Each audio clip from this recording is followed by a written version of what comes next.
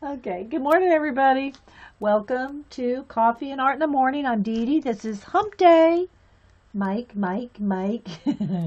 Anyway, so I think I'm going to use my fractals calendar, at least for a while, for a focused place. Because, for one, it's pretty, it's colorful, and I like it. So I have some plans, a whole bunch of things I want to do today. So we'll see how far we get.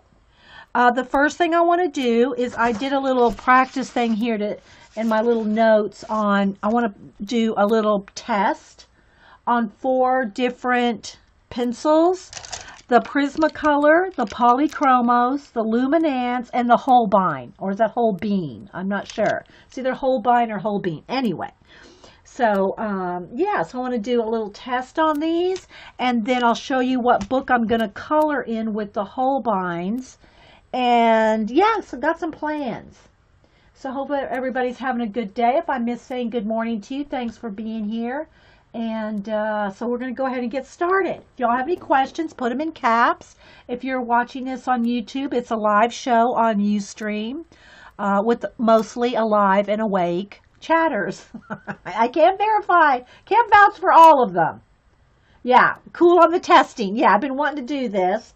And I don't have a whole lot of polys. I have a few, so I picked. So what I'm doing is I picked just a red, yellow, and blue that were as close as I could get to each other, and a white. So that's what we're going to do. Okay, I don't think this is going to work out so well with my laptop to my. We'll see. I'm rearranging the room, guys. So it's kind of like everything's kind of like, well, where is everything? Okay, so I did a little just my own little test, so I can tell. I wanted to get the colors as close as possible. Okay, you're awake now? Hey, Carol Renee. I wanted to get the colors as close to each other as possible. So, yeah, so we're going to go ahead and test. We're going to test on craft, white, and black. And it's probably going to flash out some because of the white paper. But we're going to give it a go. Yeah, it got a little bright there, didn't it? Maybe if I turn the brightness down just a little. Let's see here. Because with the white paper, it wants to, there we go. It wants to flash out because of the white paper. And then maybe I'll put the black over here. Let's put the white on it so that we can see all 3. No, now the black needs to go. There we go. Now we can see all 3 colors. Okay, so we're just going to do, and again, it's not going to be a full-on, like, review of these pencils. It's just going to be a little bit, and I think I should go this way so I can go across the top. Well, I don't know. I don't think it really matters. So if y'all have any questions, put them in caps. I don't know that I can answer them all, but we're going to play for just a little bit to see if we can do a little. There we go. Now we have room. We focused. Let's see. So, yeah, let's pull this back here to focus.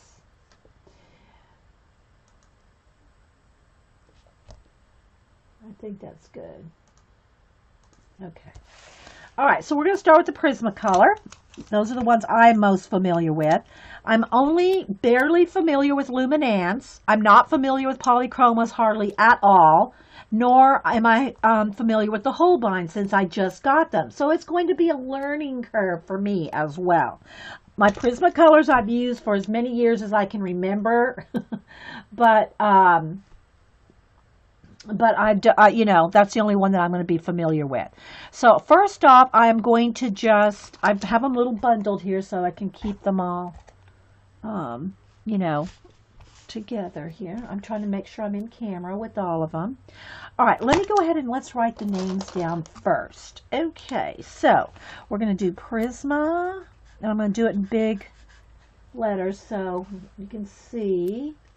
Okay, then we're going to do, let's kind of space them out, Poly, Chromos. Then we're going to do Luminance. And then we're going to do Holbein. Or Holbein, I'm not sure. Okay. All right, so first on the Prisma, and I'll go across here on all of them. Okay, so I'm going to start with let's start with the yellow, and I'm probably going to have to turn it a little, and I am going to put hard pressure. I'm going to tell you how they feel, and then we're going to do we'll carry on over here where we'll layer. Right now, I'm just going to put the colors down so you can see I tried to pick the same colors. Okay, I mean, they're not going to be the same names, but similar. Okay, so this is Prisma Canary Yellow. And I'm going to bear down just so you can see the actual color. Okay. And then this is Crimson Red. And y'all know I love me some Prismas. They're smooth and waxy. So I'm, I'm a fan of those. I got to kind of come over here. I'm not. And then I have Cobalt Blue Hue, because it seemed to be like the best blue I could find to match with all the other blues. All right, let me go ahead and make some. Okay, let's see if I can fit them all in there. Okay, is it flashing out, guys? It is. It's flashing out. Maybe I should move it's because of the white paper. Because of the white paper. Maybe I put the brown under there. I don't think there's nothing I can really do about that white paper flash. All right. Then we're going to do white over here. And this is just the plain, just the white, not over black paint. We're going to do it over black paint too. Okay. So there is the white over just black paper. Can you, maybe if I move this lamp, let's see here. Is that going to help?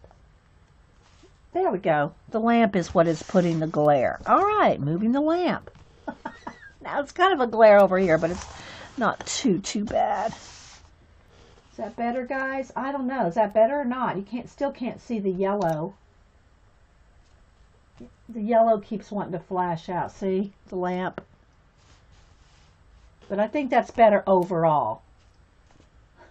I'll tilt it up here in a minute. Okay, let's just get them all down.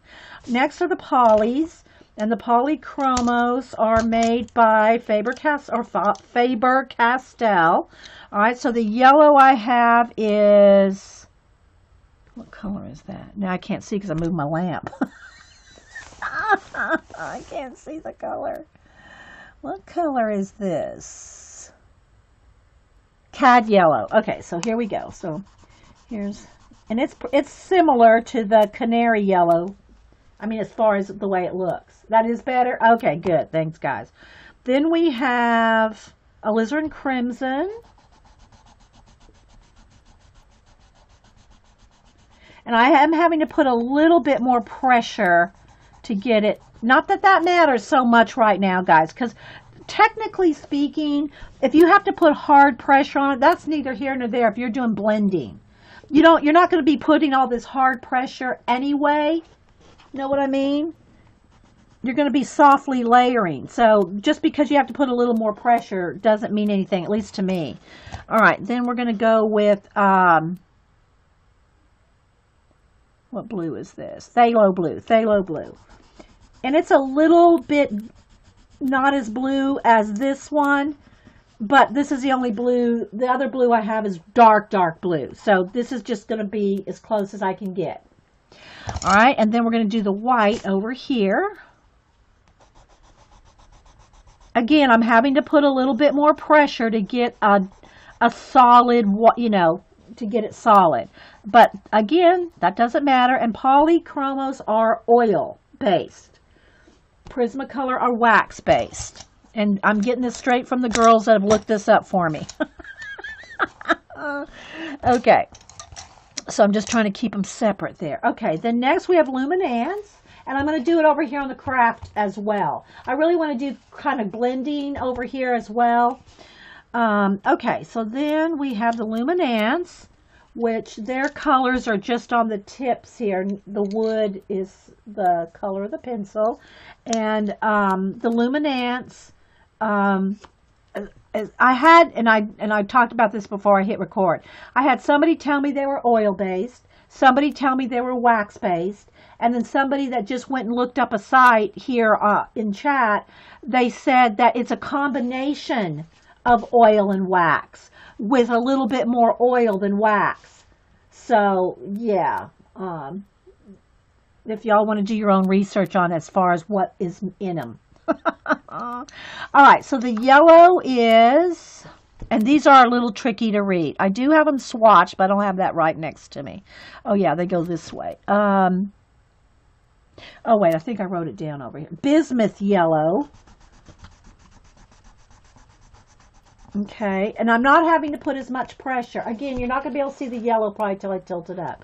I'm not having to put as much pressure to get it solid. The red is scarlet red. Again, not having to put as much pressure to get it solid down. And then the blue, I don't know why I keep trying to read it. I wrote them all down here on my little list. I think it's a mid-tone cobalt blue. So it is covering, when I put pressure, it's the quickest to get full coverage so far. Okay? And then the white over here on the Luminance, I just pressured down and kind of broke the pencil a little. Again, it doesn't take as much pressure. Not that that matters, though. If you're doing layering and stuff, you're not wanting to bear down anyway. So to me, it doesn't matter how hard you have to bear down to get full coverage, because that's not the point of it for me. All right, then now we're going to do the whole bean. I thought it was whole bean, but it could be, and they're made in Japan.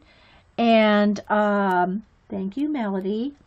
And then let's see, come down here and let's see the yellow. Whoops, sorry guys, I bumped the camera cord. Canary yellow. And it went down just right like that quick. Okay, it flowed right down.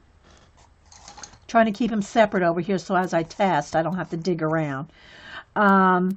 Then carmine red. Again, going down, you can tell they feel a little oilier. And I'm going to try to look at them from a side to see how waxy they look as well. I'm trying to do as much as I can, guys. I'm not a professional pencil tester, but we're trying. Okay, and then the blue, which is cobalt blue. Again, real quick going down. So as far as quickness going down, and again, guys, this is just going to be my opinion on quickness going down. They all cover the black paper. Okay, for me, the test is going to be what they do when I put down black acrylic paint.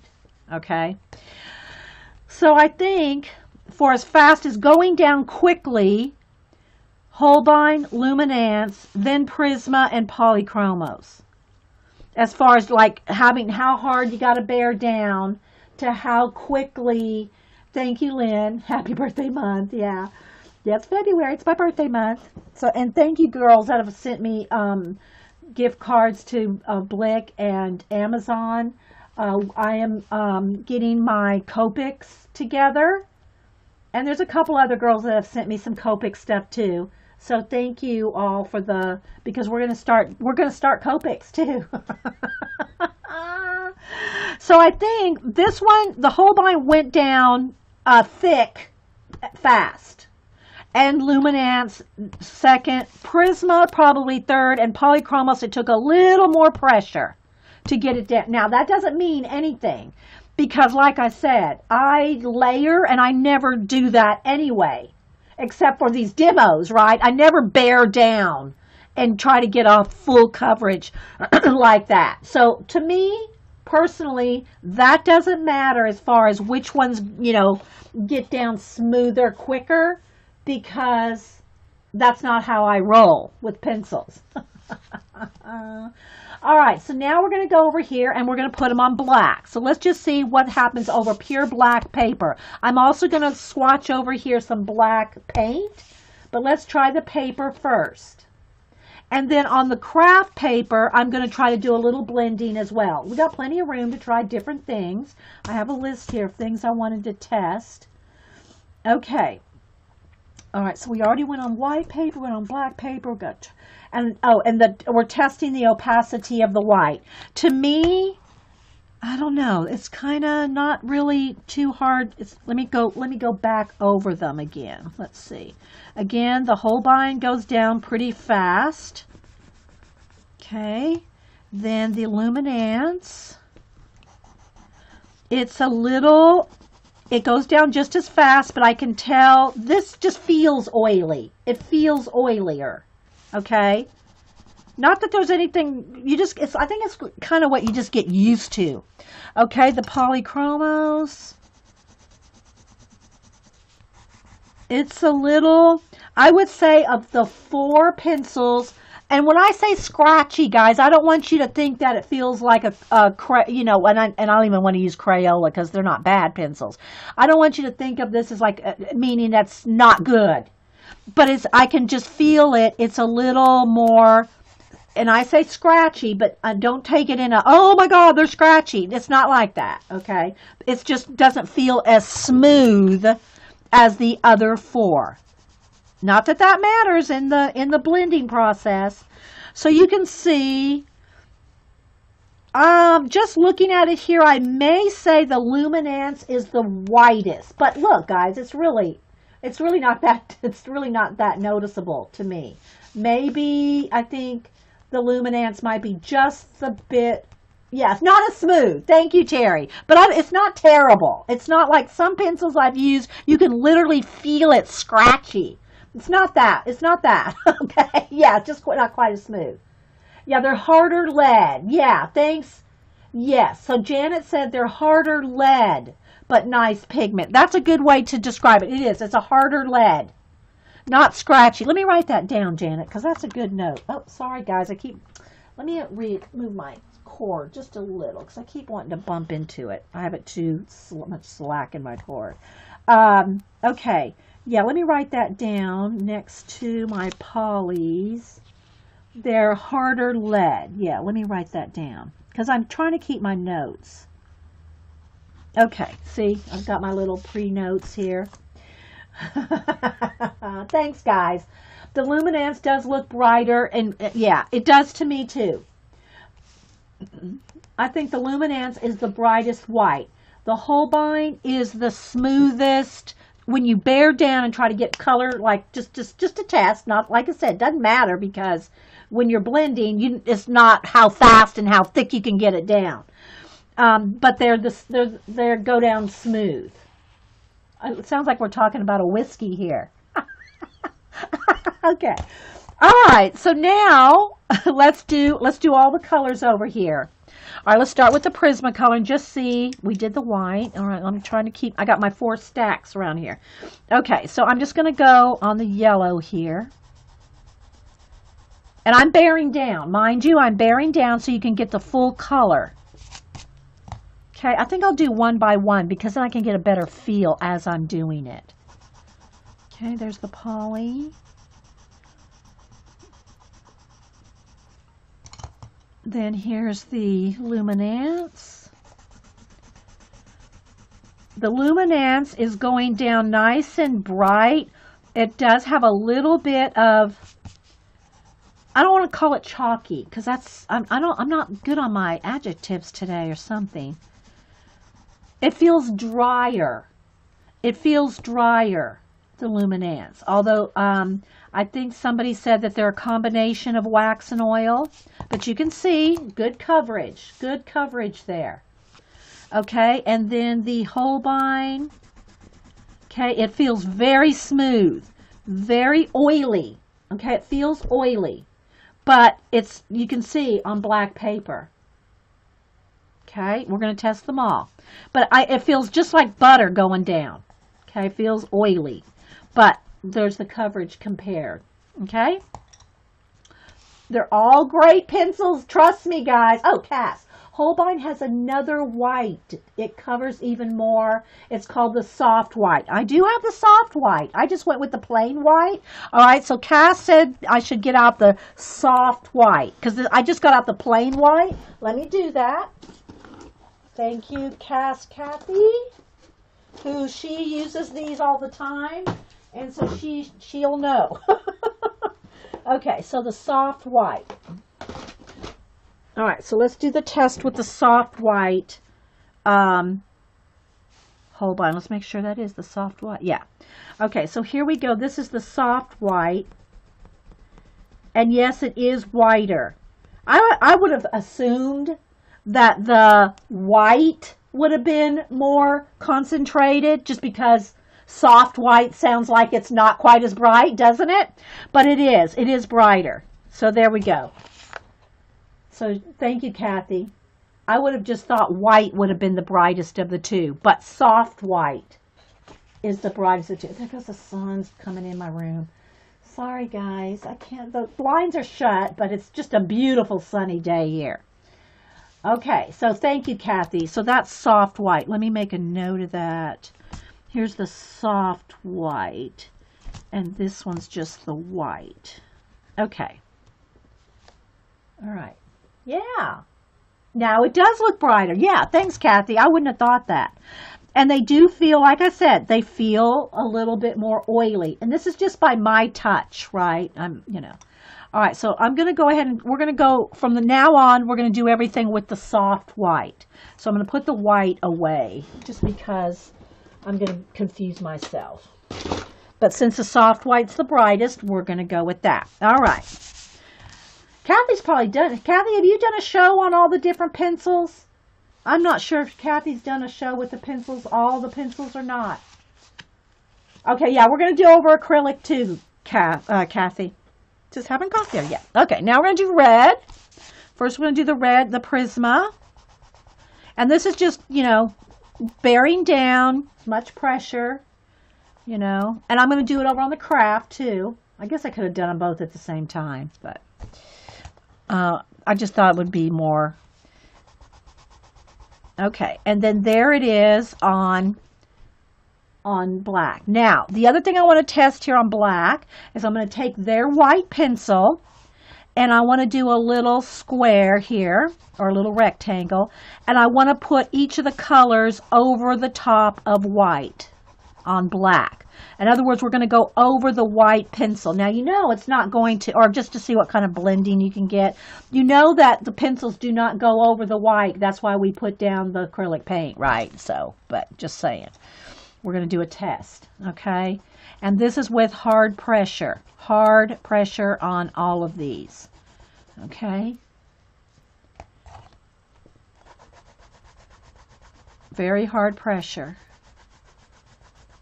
All right, because I'm going to do black acrylic paint as well. I hope I'm not confusing anybody. I'm going to start confusing myself.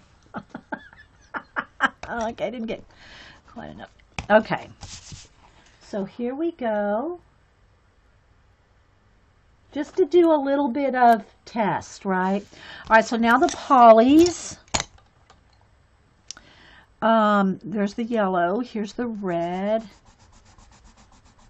and obviously it is covering better. It's covering better on black paper.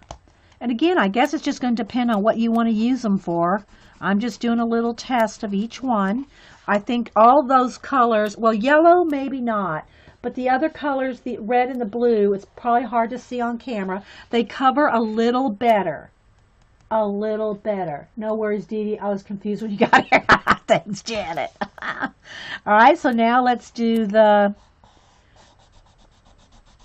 And again, I'm putting full-on pressure. Okay.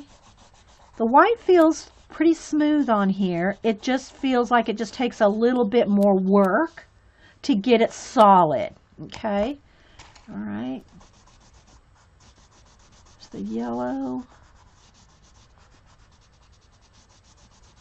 And none of these, all these pencils are awesome, guys. If you have any of them, be happy. I mean, seriously. Okay, there's the red. And again, I'm just putting full pressure on each one to have it like to be the same on all of them. You know, the same pressure, right? I'll try to get the camera to, you know, do what we can here. Most of this, guys, you're going to have to just feel the pressure. If you get a chance to test any pencils at like the store in person, that's probably the best thing. All right, so now down onto the Luminance. Okay, we got the yellow. Let's do the red. And you can really see better coverage with the red. It's almost like a paint. Yeah, that's really showing up. Look. So there's the Luminance in red. Here's the Luminance in blue. Again, same full pressure. That's really showing up there, right, guys? All right, now let's do the rectangle here. Oops. Okay, now let's go over it with the yellow.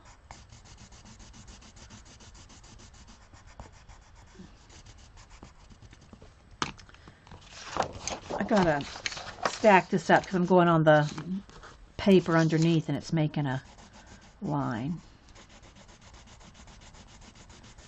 There's the red. Luminance is kicking butt on the black. Yeah. There it. All right. So there's the, yeah, on black. You can really see it, right? All right. Now let's go to the Holbein. Okay. We did the yellow. Here's the red. Again, it's just real. I mean, you can just almost feel the oil in it. It's just like oil. You can almost feel the oil in it. Although somebody said it's half oil, half wax. It's going on smooth. Okay, it's going on smooth, but it's obviously not going over black as well. Okay, now let's do the white. Now I'm going with the soft white because that's the brightest. Okay. And that white is nice and bright. I have to say, of all the pencils, the Holbein's the brightest white. Okay, but we're going to keep testing here, don't everybody? Just let's wait and see what happens here. All right, so now I'm going to go over it. Again, I can just tell it feels more slick, if you will. It's probably the slickest. Okay, but you can see, whoops, sorry guys, I'm on the line of the paper there. All right, and here's the blue.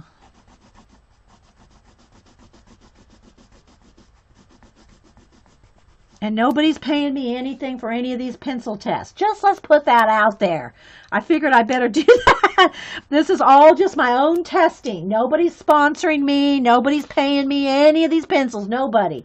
I've had Prismacolor for years. I have a few Polys. And then the Luminance and the Holbeins were gifted to me for my birthday. So it's like, yeah. Hey, Vicky. All right, so here we go. On the Prisma, and I'm going to try to do a shine test in here a minute too. Let me put these over here. I want to do a shine test as well, but just give me a minute. Okay, so there's the Prisma. Here's the Polys. I want to kind of get the light in different angles. Here's the Luminance, and there's the Holbein over white and on black. And I'm using, this is the soft white, because that's the brighter. Okay, now let me do a shine test, and I don't know if that's going to really okay, so let's see. Full pressure, and you probably aren't going to, there, okay, full pressure. You can see some of the wax on the Prismacolor. Here is the Polychromos, probably has the least amount of wax shine. No, I'd say no, the Luminance probably has the least amount of shine. I'm trying to see it myself. Yeah, I would say the Luminance has the least amount of shine. Again, not that that matters, guys, when you go to do soft layers, but, you know, just so you know how many layers you can get, okay? So the Holbeins are the brightest of the colors on white, but they're not that bright on black. Again, how much are you going to be coloring on black? That might matter. If you're coloring pencils on black paper, the Luminance is the brightest. If you're coloring on white paper, the Holbein is the brightest. Can y'all see that real quick? Again, nothing wrong with these two. This is my go-to baby right there, right? So hopefully that kind of helps you on the black and the white. Brightest on black, Luminance. Brightest on white, the Holbein, or the Holbein, whichever you pronounce it. Okay? Now let's go over to the craft paper. And we're going to do some other tests. I got a whole list of tests here to try. Okay, so and we're going to go on we're going to go over watercolor and over acrylic. Okay, and we're going to blend. And we're going to try to blend with each other. We're going to see how well people play together. Let's see how well we play together, shall we? Because I'm going to mix them. I'm going to try the Prismas with the different ones. I'm going to try the polys. I'm going to try to mix them, see what happens. And we'll do that on white paper because that's, you know, most of us are going to be working. Yeah, most of us are going to be working on white. Now I do my portraits on not craft paper. I do it on the soft, you know, tone tan, Strathmore tone tan paper. This is just craft cardstock, and I picked it for the color, you know, for the craft color. Okay, you like that, Vicki? Okay, so now we have done it on black paper, white paper. We tested the opacity of the white. Okay, so now we're going to do the craft. All right, this is going to just take a little bit of time. Yes, yeah, we gotta play nice. All right, so here's the yellow, and it might not be that much of a real difference. I don't know on craft. I just wanted to do it on craft. Oh wait, that's not. Wait, let me. I'm sorry, I picked up the wrong pencil. It may not make a difference to you guys on craft, but again, I do my portraits. Kathy does too. She does portraits on craft paper, so or craft color, not craft paper. All right, so here's my Prisma. And again, full bearing down, which I don't ever do when I'm using the pencils. Okay, here's the red and the blue.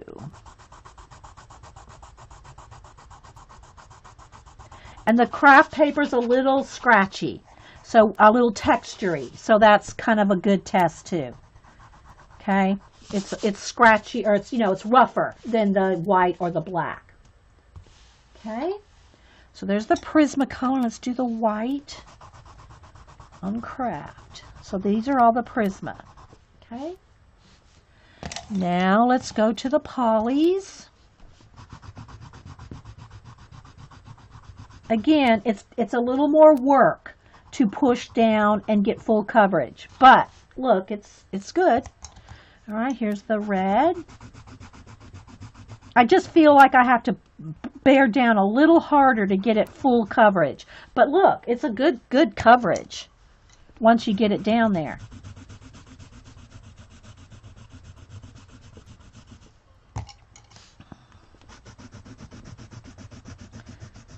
And you may not even be able to tell on camera any difference. We'll see. Okay, got any questions? Just holla. And again, it's a little, there we go. There we go. I have to have light on though to see, but it's the light putting a little bit of glare on there. All right, so let's keep going. I'll tilt them back up again in a minute. All right, the Luminance, let's go with yellow.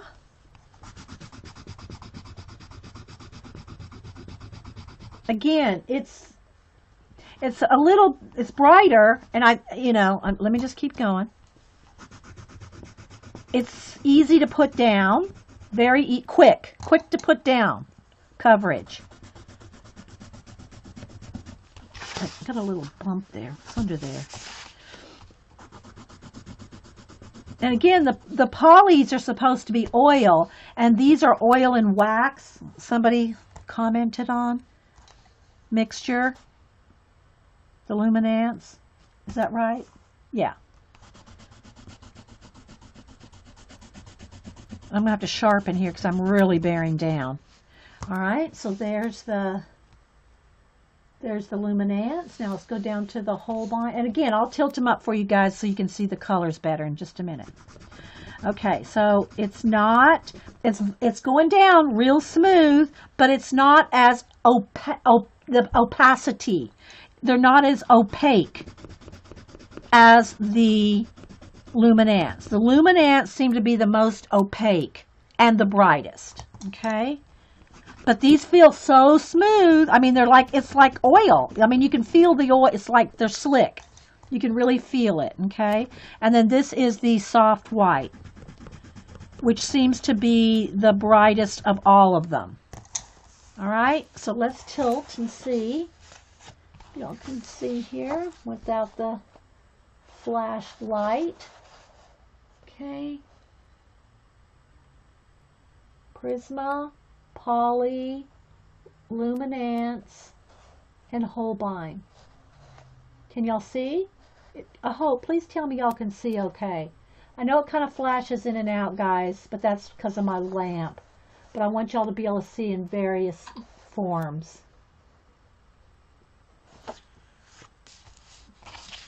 Okay, I'm doing my best. Doing my best. So, again, we're going to do some, let me try to move the lamp back just a little. We're going to do some blending, okay? Let me write on here just so I don't get these mixed up. Prisma, Poly, Luminance,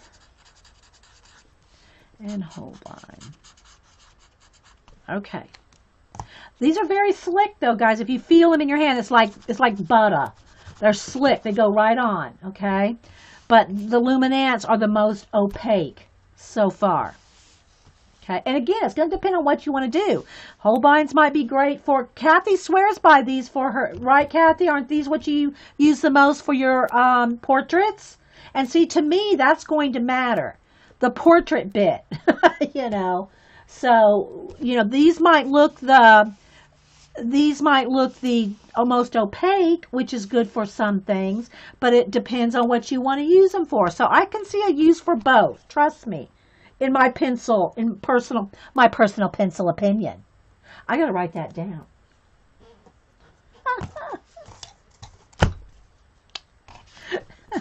In my personal pencil opinion, instead of in my humble opinion, it's in my personal pencil opinion.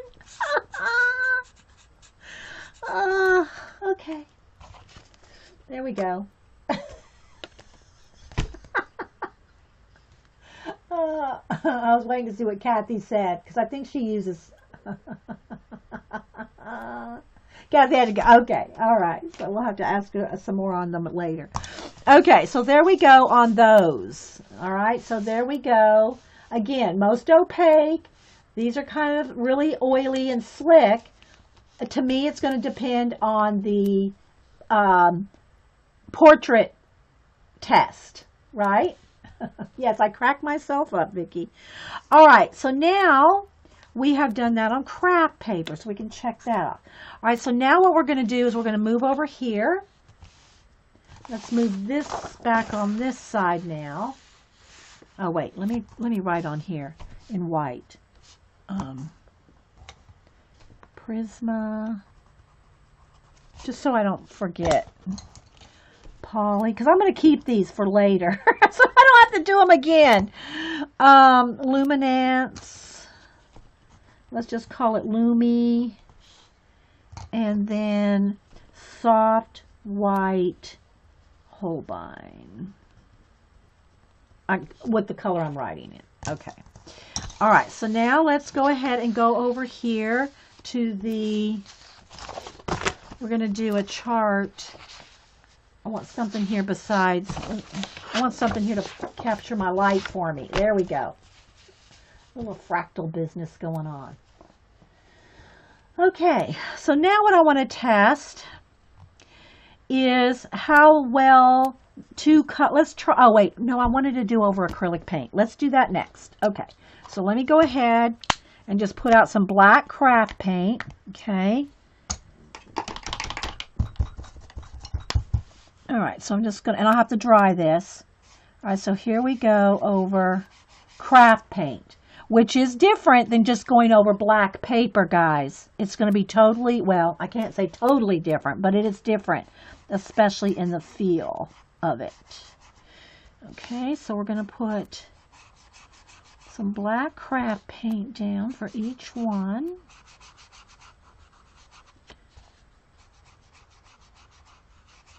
All right, now let me hit it with the heat gun and dry it.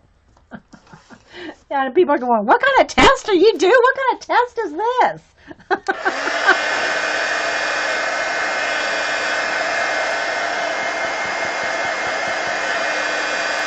And you want to always make sure. Oh, I also wanted to do a watercolor test over watercolor. Okay, we'll do that next. Okay, so now we're just going to do a little bit on each one here. Okay, I'm just going to make sure I get the right pencils. When my sons can remember cracking himself out. Yeah, trust me, we've all kicked ourselves out of chat at one time. That's what your son would say instead of crack myself up. Okay, so here we go. Prism, and I'm again full bearing down, right? Full bearing down, which I never do, rarely do in projects. Okay, so here's the red, but I'm trying to get y'all to see the opacity and whatnot. And then here's the blue. Whoops, that one I gotta sharpen, guys. There's not even an. I wore that one down till nothing. So let's sharpen the pencils here. Okay. All right. All right, so there's the blue, and there it is on black acrylic paint. Oh, I need to do white too. Let's do white. We really need to test the white. Okay.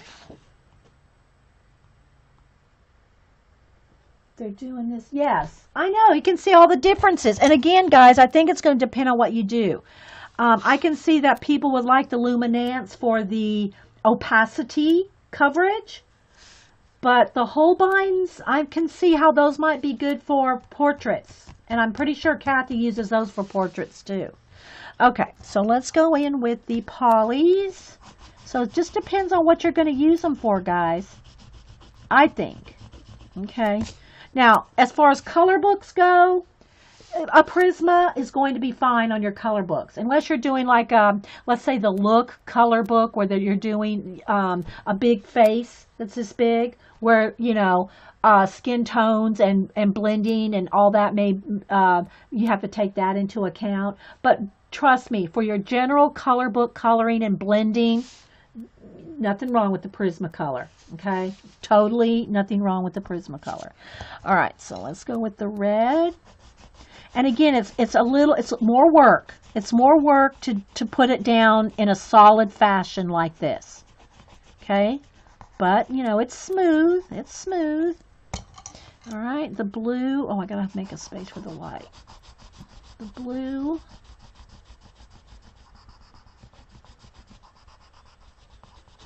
And then here's the white up here. Okay. Full pressure. Let me fill this a little bit in here, just so it's solid. Do the oil-based ones feel they would smear? We'll do a smear test too. That's a good question. Let me make a note of that, Carol Renee, because here's my list of tests. Smear, okay? We'll try to smear them. All right, now the luminance. Let's go with white. I got to sharpen, guys, because I've been bearing down on all these pencils. I'm wearing them all down to a nub because of the pressure I'm putting on them. Okay, so here, whoop, here's white, yellow,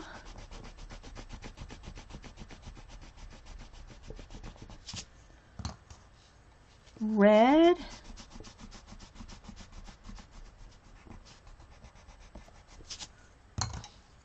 blue,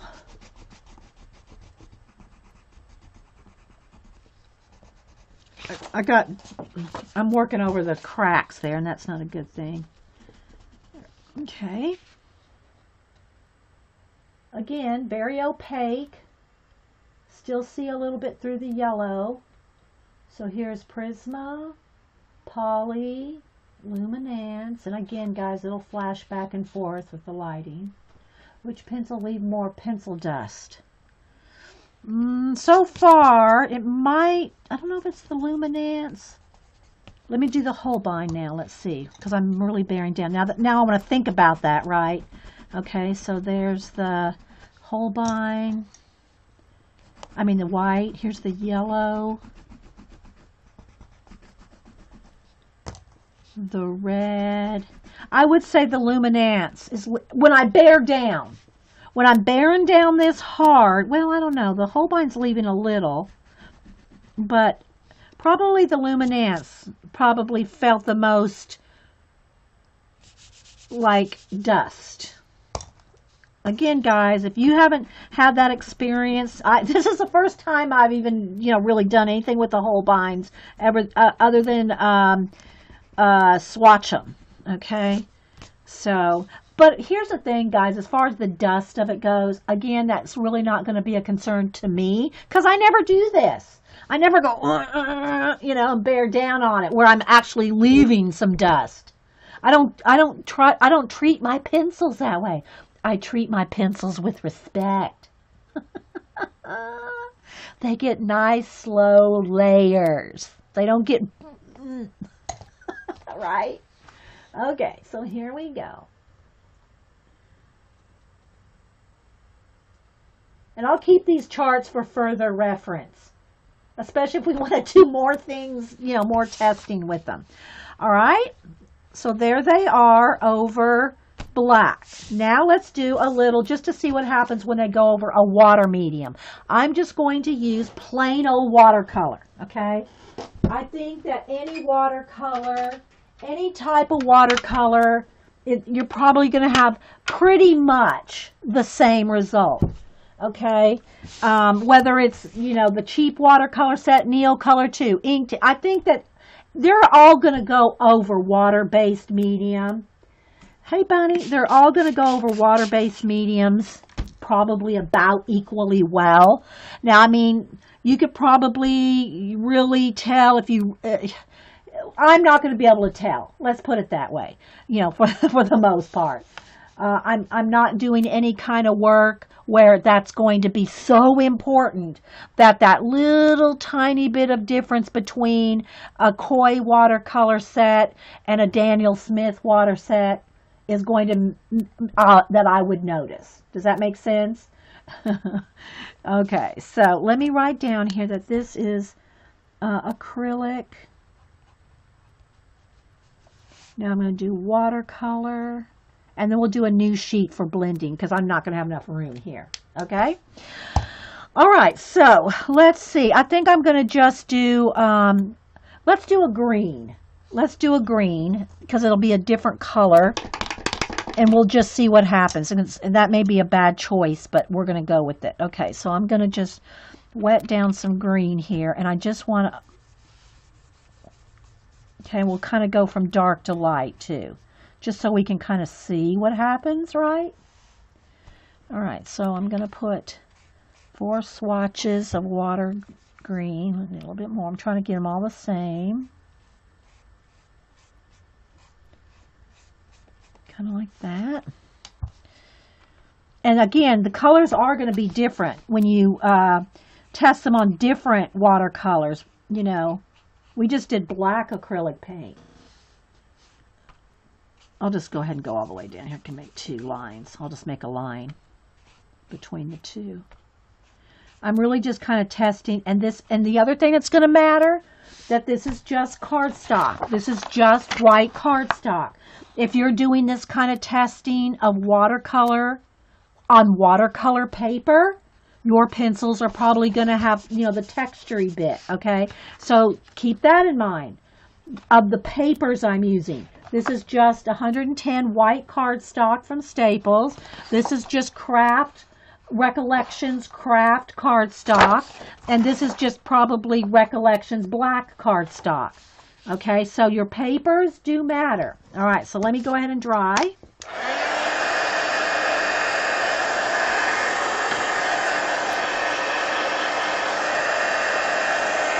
And you always want to make sure it's 100% dry before you go over it with any kind of pencil.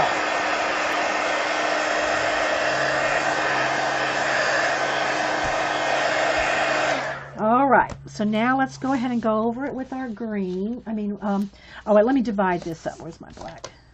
I want to divide that into the two. Okay, all right. Are y'all getting something out of this? All right, so we're going to go, and I'm going to have to sharpen some pencils as I go because I've worn them down. Okay, so here's our white Prisma.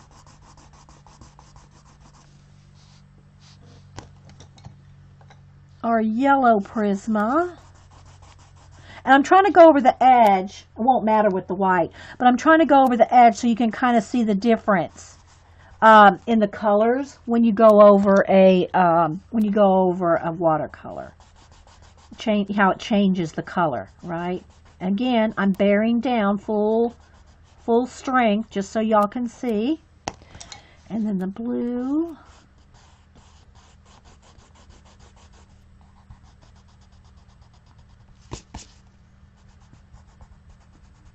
Little crumble on the Prismacolor. Oh, good. I'm glad. Okay. Oh, let me fill that in because it just bugs me that it's not filled in over there on the edge. There we go. All right. Now the polys. Gonna sharpen here. Okay. Here's the white. The yellow. Oh, gotta sharpen. I've worn them all down. Worn all the tips down. Again, the polys, I have to put a little more pressure. Not that that matters when you're layering. These may layer. We're going to do some layering tests next, guys. We're going to layer up. Okay, we're going to layer and we're going to compare how they play together. Okay. All right, so there's the red. And here's sharpen. Here's the blue. It's got good coverage, but I have to push down a little harder just to get it full strength. Okay. Dee, I have Holbein pencils on my wish list. So good for me to see how well they perform. Oh, good. Yeah. You definitely want to, before you buy Luminance and Holbein, don't just watch my tests, people. Go watch a lot of them. These were both gifted to me. I would not own these if they weren't gifted to me. Just saying. They're not cheap, people. Okay, so now here's the Luminance white. Luminance yellow. Then I want to go off the edge so you can see it over a color. And then the red. And they are, so far they're kind of, I don't want to say they're not really crumbly. It leaves a little bit of, and I know a lot of that's because I'm bearing down so hard, which you wouldn't normally do. I know I have to keep repeating that, but it's just it's the fact of it. But they do, when you bear down, seem to be the most kind of crumble, you know, and it's not even crumbly. Crumbly's not the right word. All right, now let's go on to the Holbein, and again, sharpen. This, I'm using the soft white, which Kathy told us, and I'm glad she did, is the most, the brighter of the two whites. They have a white and a soft white in the Holbein. So if you plan on buying a white individually from Holbein, okay, hang on guys, I got something stuck in my pencil sharpener there. Hang on, there we go. if you plan on buying a white Holbein, get the soft white. It is the brighter of the two. Okay, I got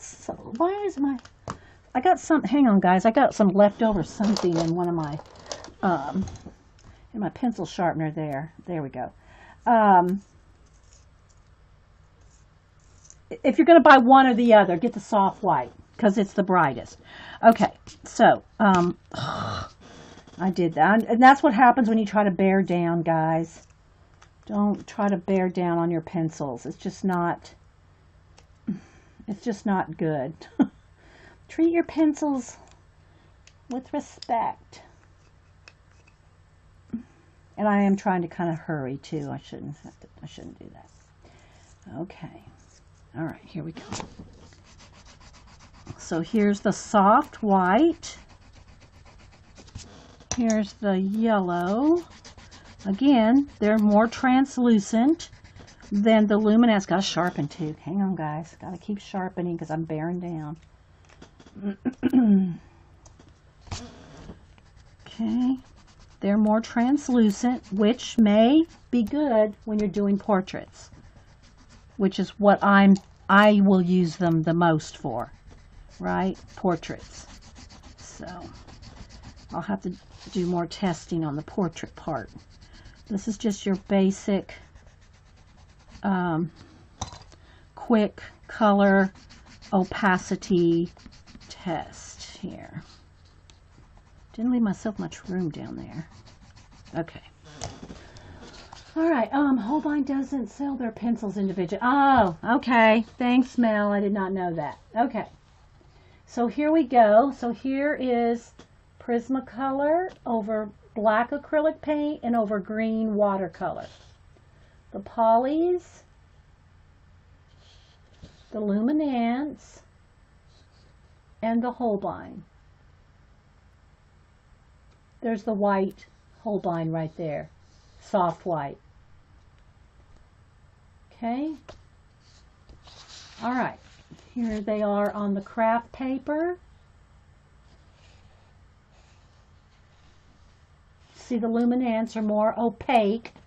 Again, I'm wondering how the Holbeins are going to do with blending portraits.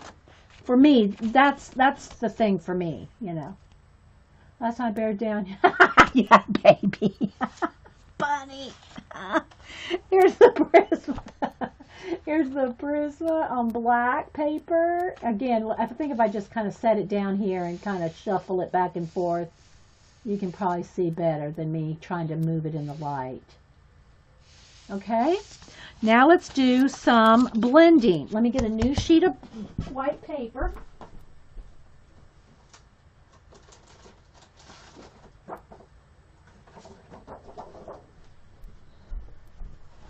All right. I don't know. Artsy Marilyn was here Monday, I think. Yeah, she sleeps weird hours. She might come in here for 20 or 30 minutes, leave for 2 hours, and come back in 15 minutes at the end. I mean, yeah. So she's probably asleep. Especially, you know, West Coast. That's even more, you know, just like Sherry. You know, Sherry can't, you know, be here a lot too because she's on the West Coast. So, okay. That's why we record and upload to YouTube. Oh, and speaking of YouTube, I do want to announce this real quick. Next week, next Monday, I don't leave a comment now, YouTubers. Wait till I set up the page for this. I'm going to do my birthday giveaway on Monday. I'm going to do one here in Ustream, and I'm going to do another one on YouTube. And I am going to add some other things to this, but one of the prizes for each group is going to be a Bennett Klein sketchbook. I have the first one and the second one here, and I'll be giving away one on YouTube and one here on Ustream with some other stuff. I'm putting together some things, but I just wanted to let y'all know some giveaways are coming up. Yes, I love my YouTubers too. So thank you, and thank you YouTubers that leave comments and everything. So yeah. All right, so now let's go ahead and go back now. Let's go to another sheet of paper. Let me kind of keep my fractals under that. It also gives me some cushioning. All right. Now I want to do some blending test. Let me check my charts here and see what else I have to do. Okay. All right, I did it over acrylic paint, over watercolor, on white paper, black paper, craft paper. We test the opacity of the white. Now I want to blend two colors of the same. So let's go ahead and do first. We're just gonna do two colors. Like we're gonna do well, we'll do it like the trifecta. We have the red, yellow. So yeah, we got the primary. So Prisma. Let's try to make it kind of more even here. Polys, Lumies, and the Holbein. All right, so now we're going to just play with, and I'm not going to, I mean, I might bear down some, but I'm also just going to try to do some blending. So we're going to use the three colors. Hi, CB. I'm going to have to sharpen again as we go. We're going to use the three colors, the primary colors, red, yellow, and blue. And again, I tried to pick the colors that were the most similar in each group.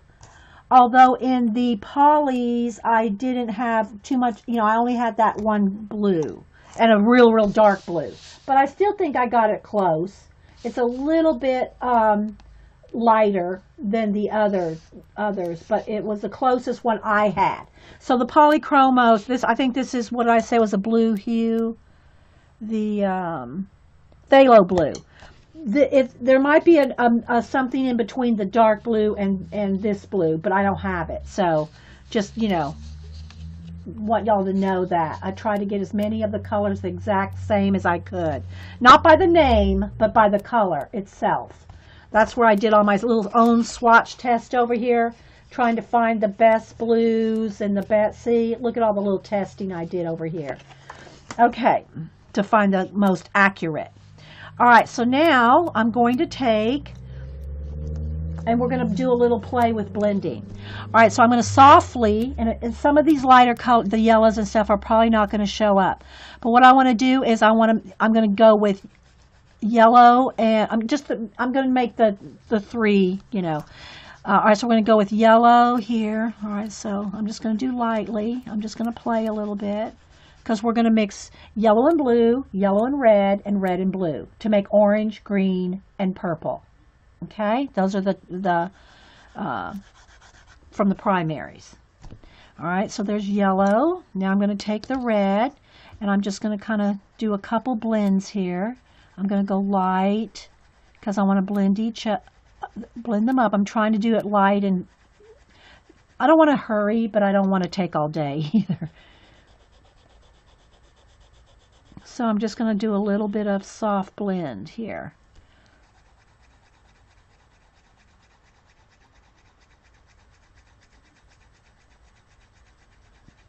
And try to get lighter and lighter. I'll hold it up to the camera. See, this is how I treat my pencils.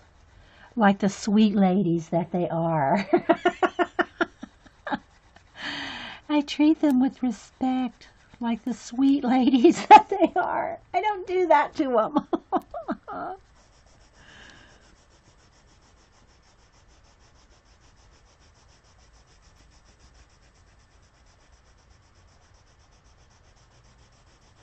This is going to take a little time, I can see, but just, you know, chat amongst yourselves. If you're watching on YouTube, just fast forward if you want to see the end results. These girls here are stuck with me. They can't fast forward. They can't fast forward here. All right. I don't want to take too much time, guys. All right. So there's kind of, it makes some kind of a yellow orange. And again, it's going to depend on which yellows and which reds, right? If I had, like, this is crimson red. If I had scarlet red or, you know, a deeper red, they're all going to make different oranges. Yes, PR, pencil respect. I got to write that down.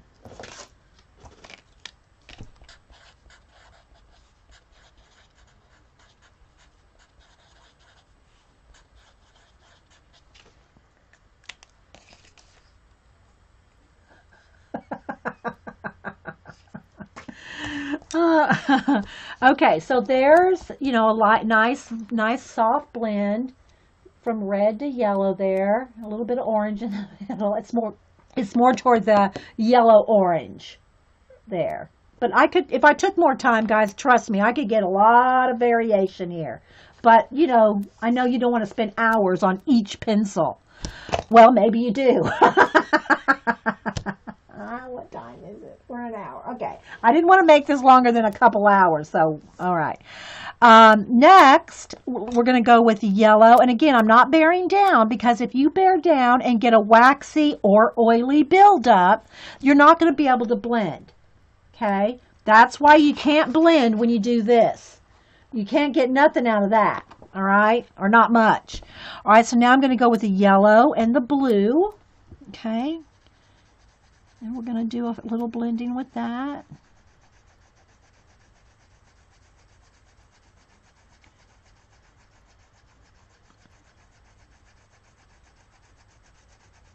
Okay, go back to the yellow. And again, very soft. Do a little bit more blue.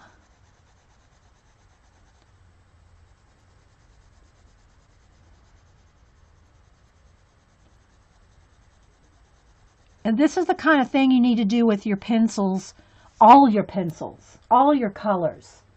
Yes, pencils are feeling the love today, Vicki. That's right. They're feeling the love today.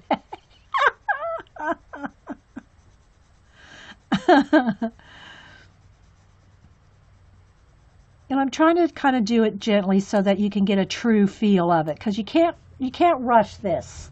You really can't. If you want to get a true, nice, soft blend. And I mean, I can get a blend where you don't see any pencil lines at all. But because I'm kind of doing a little bit of hurry, that's probably not going to happen. And again, there's more of the color right there.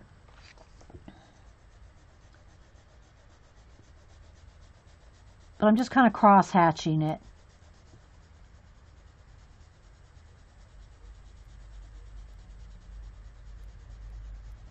A little more down here. And again, once you know, if you don't take your time, I know I'm saying this over and over, but it bears repeating. If you don't take your time and you get a big waxy buildup, they won't blend anymore. They won't blend when you get a buildup. Now I'm anxious to try the oil-based pencils here in a minute, just to see how well we can do the same exact thing. Okay, so there's a little bit of green in there. There. Let me put a little bit more blue down here.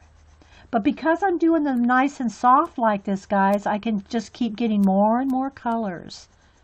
More and more shades here.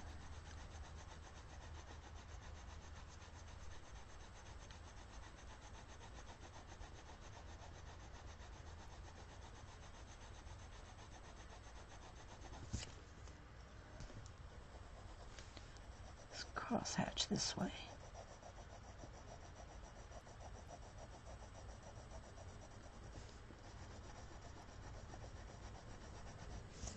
Okay. Any questions? Remind me. Repeat yourself. I don't know if I'm streaming Friday or not, Scooby. I can't tell. Probably not till Thursday night. Okay. So there's some green. All right. Now we're going to come over on the, I don't know, I'm trying not to get glare. All right, now, so that's yellow and red to make orange, yellow and blue to make green. Now we're going to take red and blue, and that will be the three combinations to get, unless you mix all of them to try to get a dark brown or black, right? But I'm not trying to do that. All right, so now we're going to go with red and blue to get purple, or a violet of some kind. And again, the shade of violet you get is going to depend on the kind of red and the kind of blue. You know, carmine red might be more true to true red than scarlet. Let's see if I can come down here. I'm trying to get it so that there's not a, there we go, that's a little better. the truer the truer your primary colors are to the true color, the more accurate you're going to get your secondary colors. Okay. So it will make a difference. All right, so there's some red. Now I'm going to go in here with blue. And the same thing for the blue. So depending on the red and blue you use, you might get a more red violet, or you might get more of a blue violet, depending on the...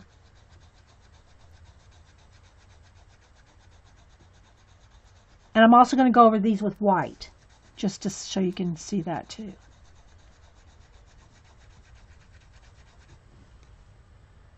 With us? Hey, Steffi and everybody else. Thanks, everybody, for being here. If I miss saying good morning to you, I'm just kind of in the zone here, in the pencil testing zone.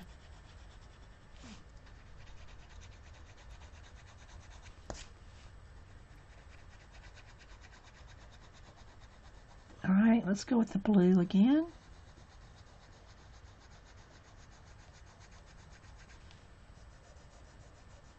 And you know, if you add more red, you're going to have more toward the red violet.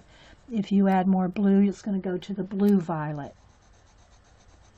So I'm kind of trying to do both.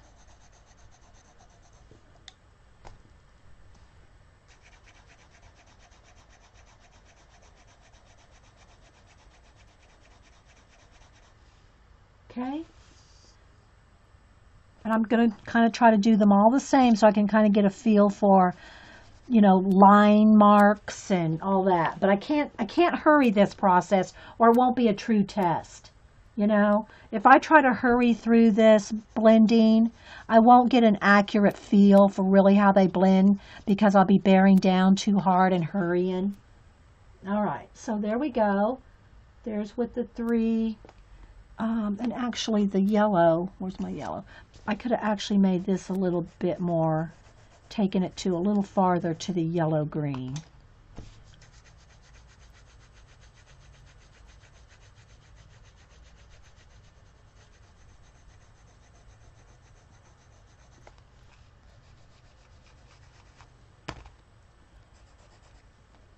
Need to sharpen.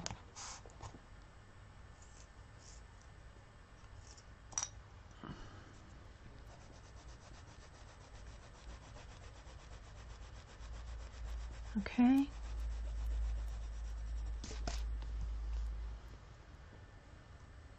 I'm a lurking snot monster.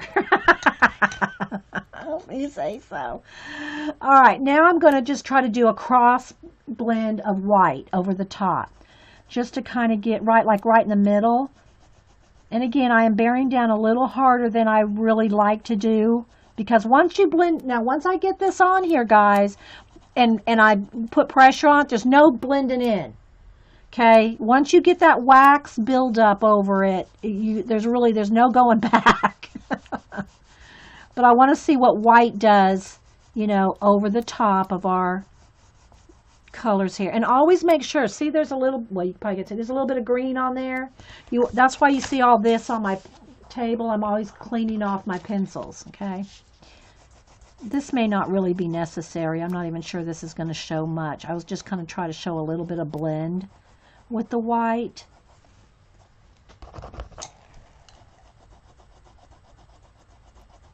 But there we go. Okay, is that helpful, guys? Okay. Yeah. But guys, I almost had a sore throat on Monday because I didn't stop to get something to drink. So before we go on to the next ones, let me just run down real quick and get some hot coffee. I don't want to give myself a sore throat talking for 4 hours. So hang on. Oh, and I got a couple things. I got to show the fish. Hang on. Oh, forgot about that.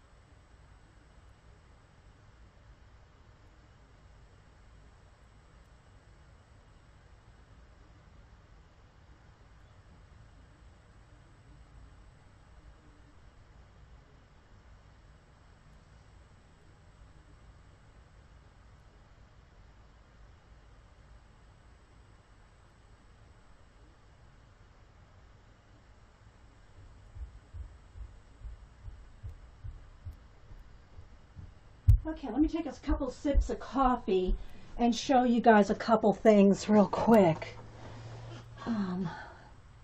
Thanks, guys. Appreciate it. So, color my betta fish. I've been trying to show you guys when anybody colors any of them. And I try to take a picture of them. Hang on, I gotta catch my breath now. I try to take pictures of them, you know, screenshot them. And I usually screenshot them with the name of who did them. But I didn't get this person that did this particular one. So, oh, hang on, guys. So I'm not sure who colored this one. If somebody wants to claim this fish. They cut it out too. The colors in it are so pretty. They're aqua and coral. The colors are aqua and coral. And it's so pretty. And I didn't get the name. Sorry, guys. I tried to screenshot the name with it, but yeah. So that's beautiful. So if you're here and did this one, let me know. And then the other one, hang on, over on Instagram. This one was done by our Nanabelle. And I lost her again. Oh my goodness. All right, let's see here.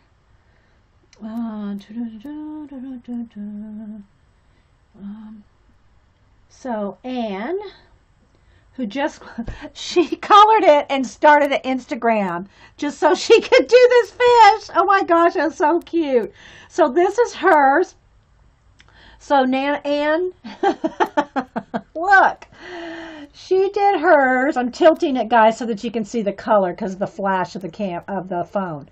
She has the water and bubbles in the back, but she did it like the tail fins. I don't know if you can see, but she did almost like a Zentangle pattern. It's like she patterned the tail. That was not put there by me. She did that. Then she put sunglasses and a little tattoo. And it's in yellows and like a yellow ochres. But I don't know if you can see. I know Instagram's hard. All right, there. See, look. See the pattern she put on there? Tammy did the unknown fish. Okay, thanks, Vicki. We'll go back to it in a second. Thank you, Tammy S. So this one is Nanabelle, Anne. Look at that work on the tails. Isn't that cool? Let's see if I can zoom in on the tattoo. There.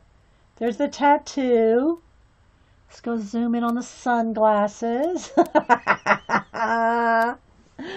All right, now let me go back to the other one. Thank you, Anne. And thanks everybody else that's hashtag it, color my betta. All right, so yeah, I think that's what it was. Tammy messaged it to me. That's why it's not tagged. Okay, so Tammy S. Let me go back to it again. Let's go back to my photos. She messaged it to me. Wait a minute. Let's see photos. Come on, come on.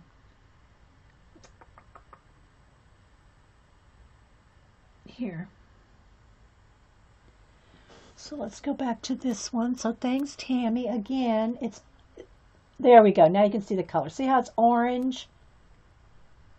Orange and teal, like coral color and teal. Can y'all see the colors? And she cut it out. So that's kind of cool. So thanks, Tammy. Yeah. I know. So thanks, guys, for playing along. Color my betta. I would like to put up a picture every month on my blog, inkywell.blogspot.com, and you're free to print it out and color it and make it your own, like Anne did hers. Carrie guess we need more fishes. I got Carrie colored too. Then the other thing I wanted to show you was my mom.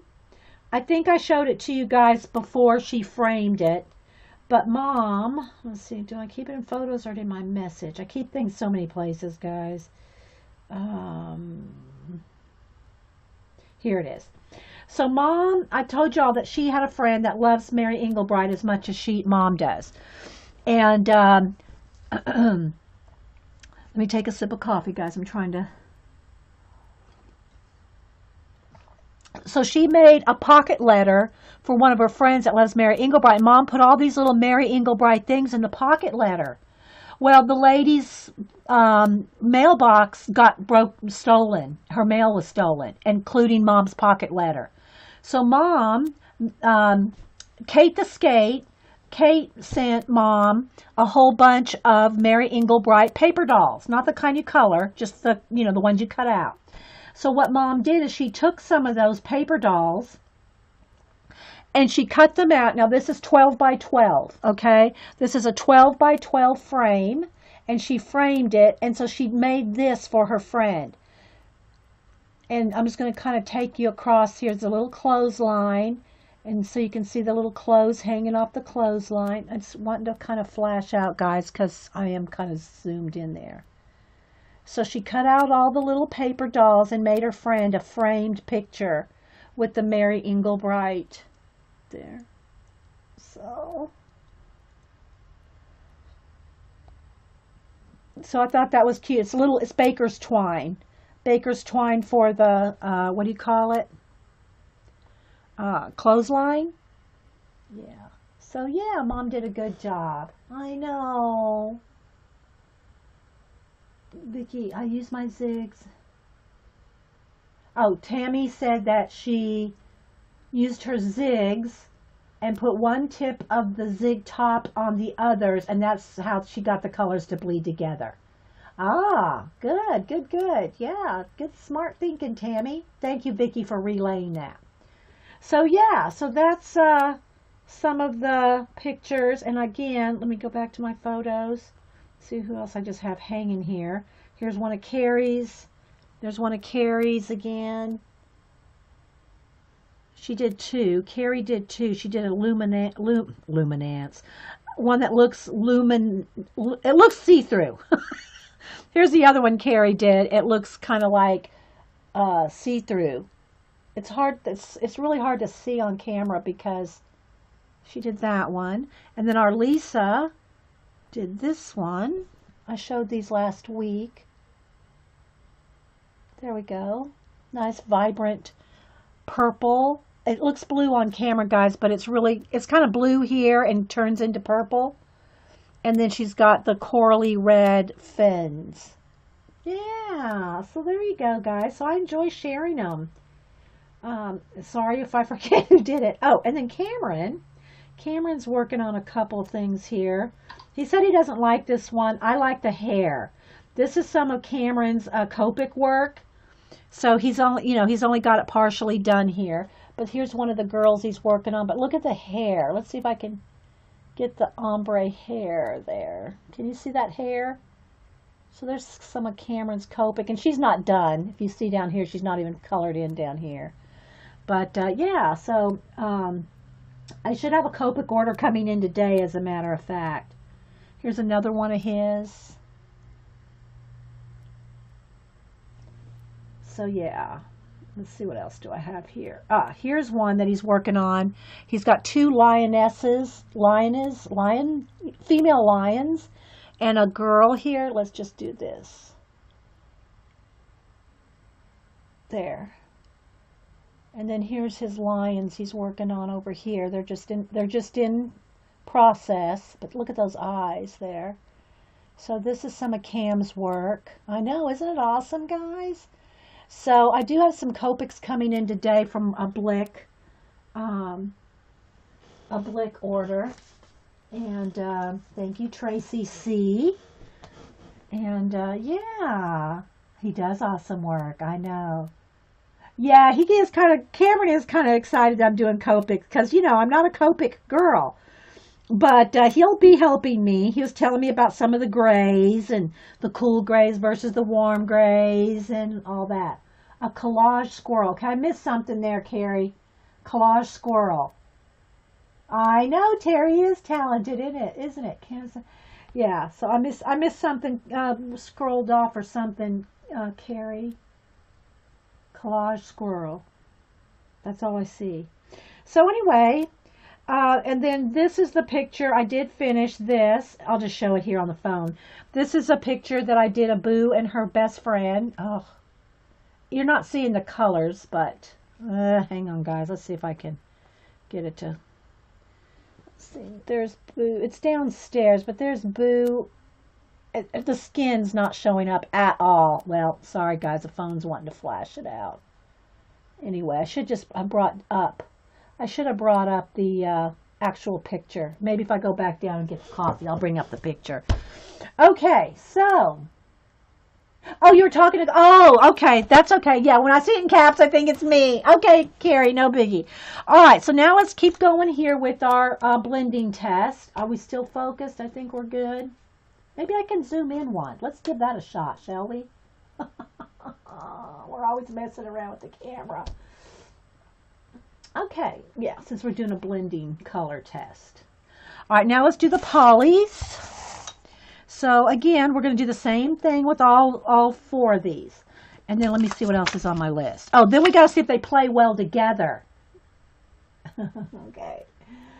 All right, so now I'm going to just do a light. Okay, this is going down nice and smooth. And I don't even see any pencil lines. Well, I mean, let me say this. Let me try this again. I don't see the harsher pencil lines. And again, I think it's going to depend on how softly you do it, because I am kind of trying to go a little bit in a hurry, but we'll see. All right, so there's some yellow, and I got to do 2 yellows here because we're going to make an orange and a green. It does take a little more work to put the polys down. Get the pigment down. But that's not a bad thing. If you're trying to blend and take your time, you know, it may sound like that's a bad thing, but I don't know that it is when you're trying to blend. So let's try that. All right, now I'm going to go with the blue. Thanks, guys. All right, so now let's, oh, wait, no, we want red. So let's go with the red. And again, they're a harder pencil. Like, I think who said that. But it's a harder lead. Even though it's oil-based, it feels harder than like a Prisma. The lead is a little harder, so I'm gonna try to get a nice blend here. Okay, now that I'm going over the top, I'm seeing the pencil lines with the red more. Oh, my mom, she's so cute. She doesn't say anything. She doesn't say anything when I mention her work. She's being all humble. I mean, you know, but when she saw the picture I did of Boo, send me a copy of that. I love you, Mom. You love your Boo, don't you, Mom? My mom loves her booster. Okay, so that's cute. And I'm trying to, you know, because it's a harder lead, I'm trying to kind of keep it on the soft side, you know, where you wear it down a little, and it's not harsh. It's not a hard line, because it is a little bit, I just think the lead in general is a little harder. Okay, let's go back over it with the yellow. And I can see it's blending nice. I want to try to make it comparable. I want all of them to be as comparable as I can. And again, nobody's paying me or, you know, doing anything to tell me what to do with each one. It's just, I want to do a fair test. I'm just used to Prisma. Only have used polys just a couple times, and only have a few colors in poly. And I was gifted the Luminance and the Holbein. So, just saying. All right, so now I'm just putting a little more blend into it. Let's go back to the red, because I want to get it, you know, a nice red to orange here. And I want to take my time with each one. I want to be fair to each pencil. I want to treat each lady with the respect she deserves. I know, my mom's so sweet. Yeah, she is. She comes in here every now and then. I mean, she doesn't chat in chat, but she's here sometimes. So I'm just doing some cross hatching. Mom said, "Oh, good, awesome." And she's not talking about this. She's talking about that she gets a picture of Boo. I'll go down and get the original because it's for Boo. Boo commissioned me, if you will. Boo asked if I would do that for her best friend for Christmas. And I haven't been able to do it because I was in between my eye surgery and getting new glasses. So I finally finished it. I finished it up for her yesterday. I'd already had it going, guys. And so I finished it up for her yesterday, and she was thrilled that she can give her, and her best friend understood that it was like, you know, Nana's doing this for me, for you, but she can't get it to you till after she gets her new glasses. So, yeah, so I finished it for her yesterday.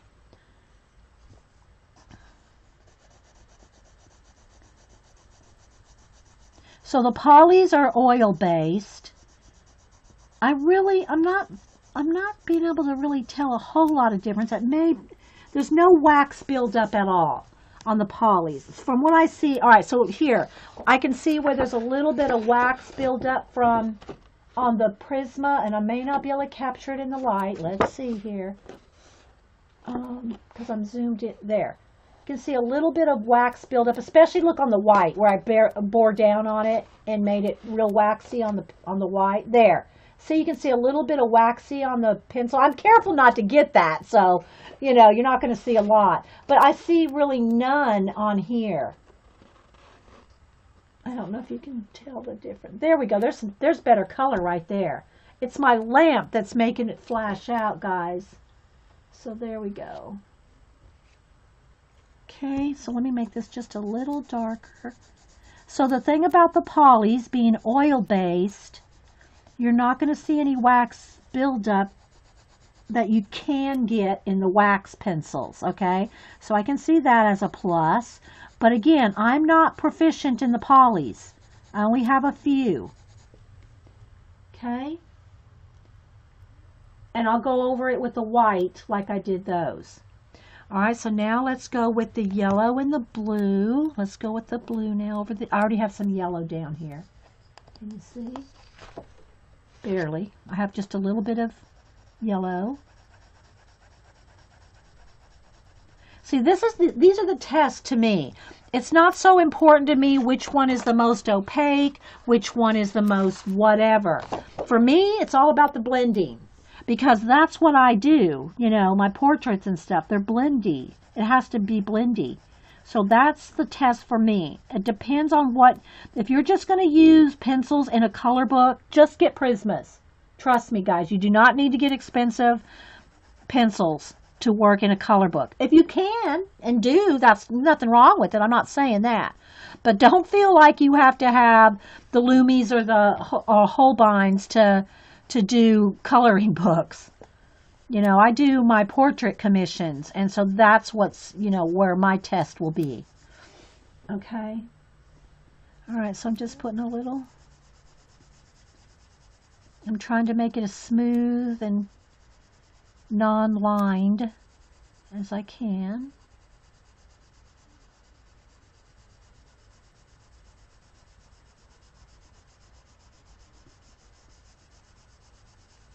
Go back with the yellow now.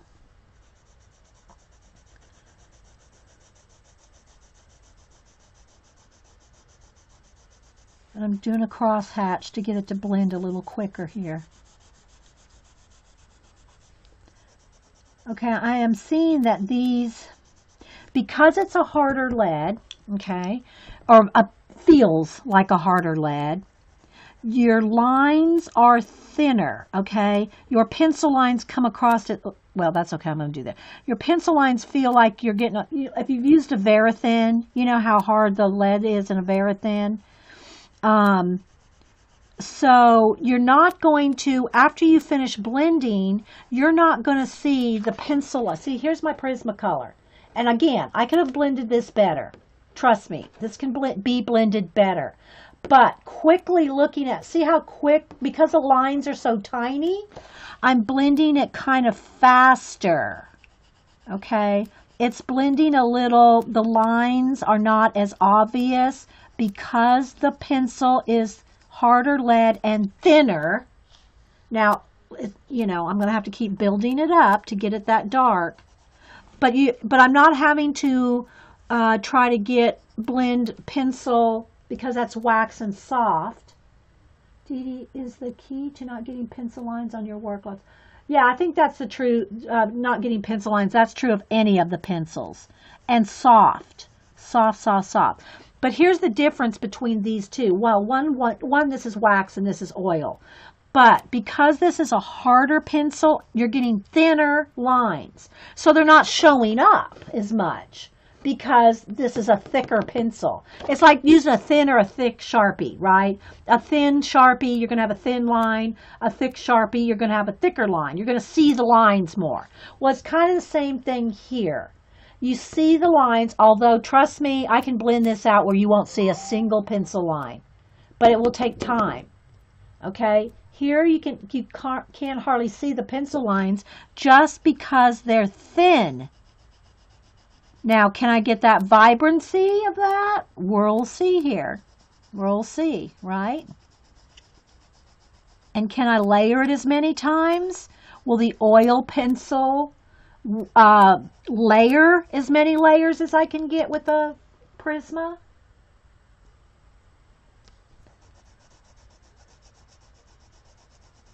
Okay, let's go back over it with some yellow. I'm trying to make sure it's green here.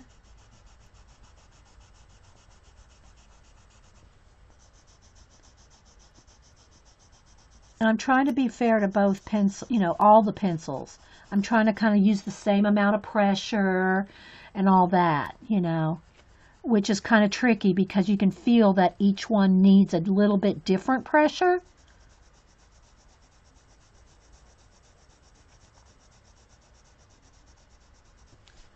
But I think I'm pretty much at my limit right here on the polys. I'm not seeing that I can get any more layers built up here.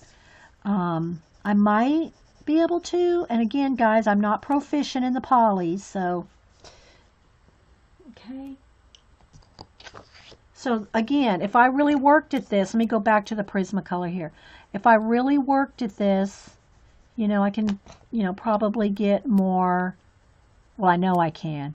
I can get this smoother. But you got to be careful because the wax will build up. You will get a wax buildup with Prismacolors if you're not gentle. Gentle. All right, so you can kind of see this has kind of got a smoother, a quicker, smoother blend. Okay, a quicker, smoother blend. I can blend that out to that smooth, but it'll take me a little while because this is wax. You got to be careful because the wax will build up. Okay, is that a good test? Okay, let me see. Is Mom messaging me? Who's messaging me here? Hang on, guys. Because if I get a message, I get it twice if I don't answer it. So I'm probably got 3 messages and six things here. Okay, so Mom said awesome. She wants to do yes. Hang on.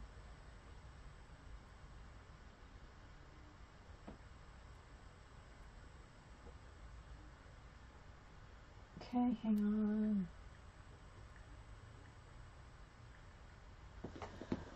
Okay, all right, there we go. All right. All right, so now let's go on to the purple. So I need my blue and my red. And then I'm going to go across each one. Like let me go ahead and do the bear down with the poly over the top of, so you can't hardly, well, I can see this better than this. The oil, trying to bear down the oil over the top of the oil like that. I don't know if you can see, but make sure I clean the pencils. All right, let's go on to the purple colors. I'm going to put down some red. And it depends again on how much red or how much blue you put down as to whether it'll be more of a red violet or a blue violet. Okay. Y'all still with me? I don't want to get past 2 hours now. We got about, I only got about 30 minutes. We may have to see if they play together another day. I don't know. Maybe I can do a quick Maybe I could go over some of this. Maybe I'll go over some of these. Like I'll just use the pencil here that's already down to see if I can put another, like here's Prisma. Let's see what happens if I do Poly, Lumi, and Holbein over those, you know, or something like that. Well, they're different colors. I want them all the same. I want to be fair to them all. We'll see how much time we can do. I might have to speed up this blending process just a little. Speed up the blending just a little here.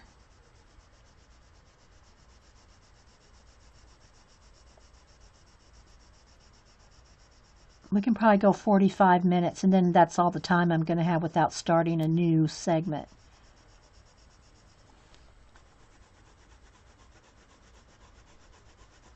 Again, you don't have any real wax buildup here, but it feels like I'm not going to be able to get as many layers. Again, if you're a poly user, don't email me. This is my first real, I don't use polys.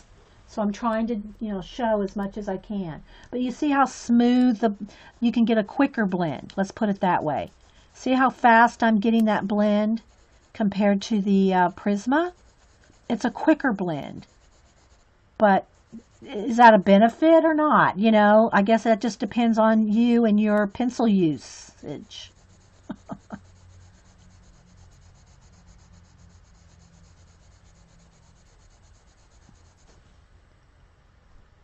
Back to the blue. I'm just going back and forth between blue and red here, guys.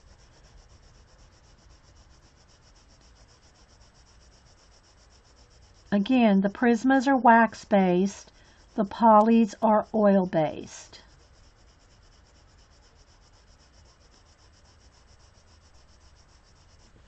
See, I got that blended pretty quick, didn't I?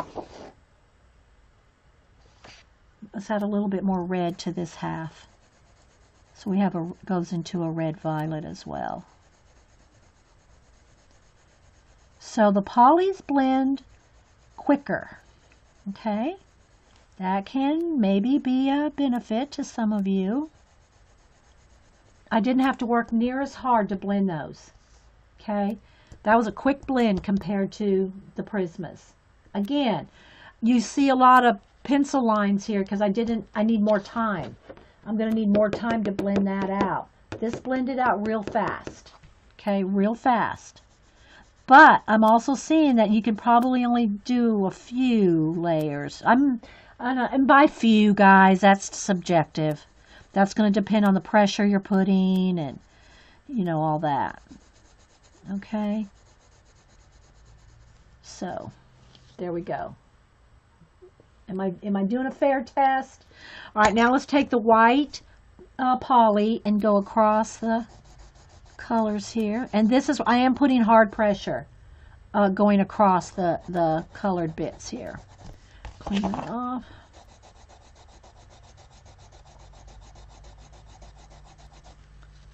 Okay, so there's that test. All right, let's move on now to the Luminance, or as I'm calling them affectionately, Lumies.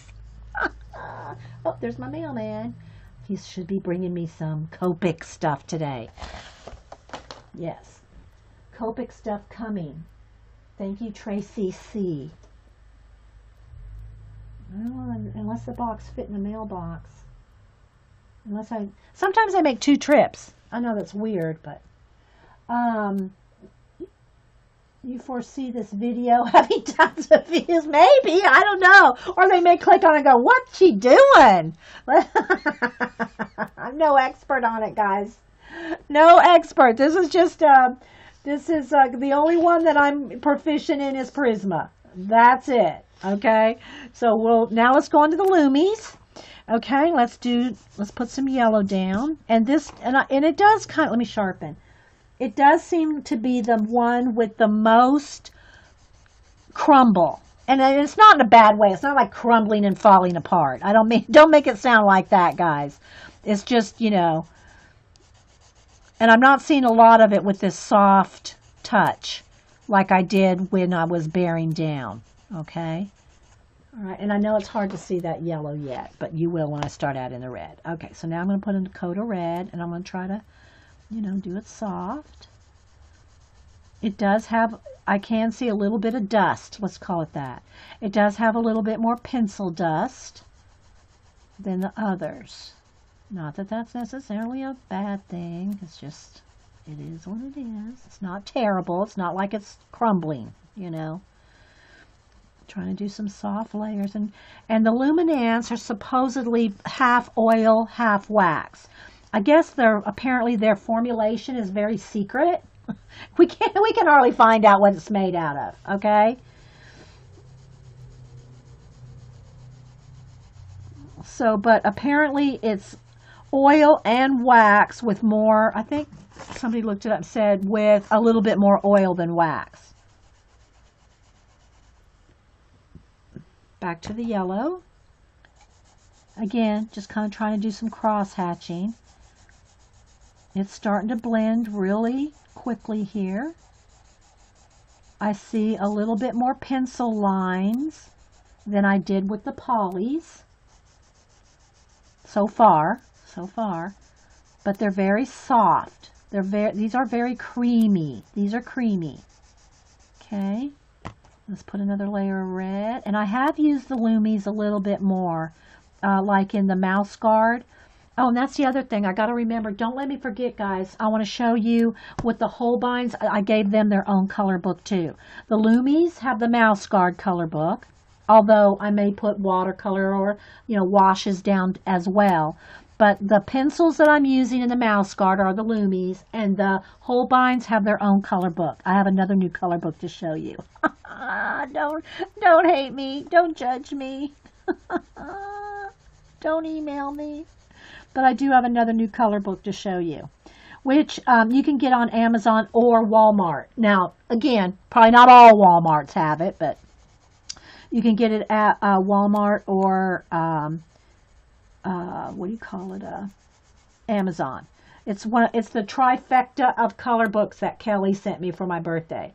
She sent me the Polish one, the Czech Republic one, and she sent me this one that I'm getting ready to show you here as soon as I finish this.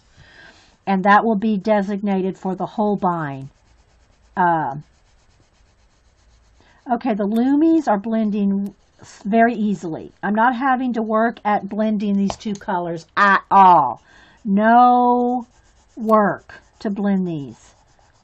The Lumis are just, they want to blend together. Yes, they really want to blend quickly.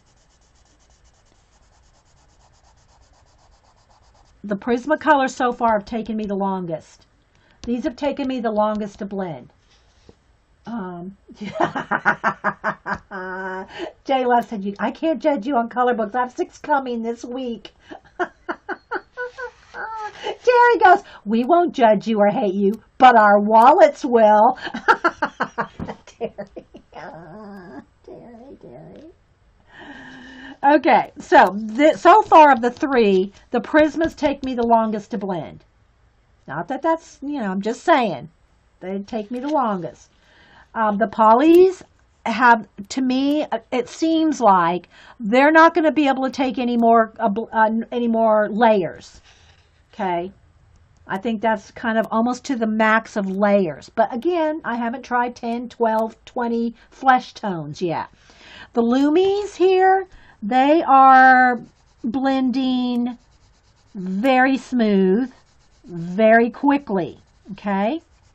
Very smooth. Now let me kind of give it a little more pressure down here, just see if I can get a brighter red there. But I want to also get up here into a yellow orange. So let me just take a soft touch here. These are blending very quickly. It's not taking me any time at all to do that, as you saw, right? Although I could probably put a little more yellow on here. I'm trying to see how much more layers I can get. And I'm trying to keep the same colors so you can kind of see, right?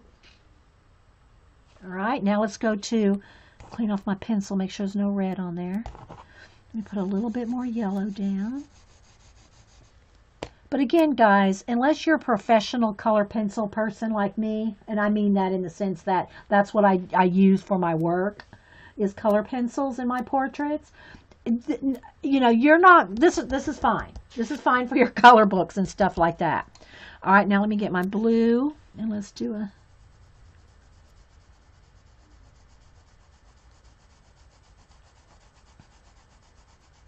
these are softer than the polys. The lines I'm making are, the crosshatch lines I'm making are bigger.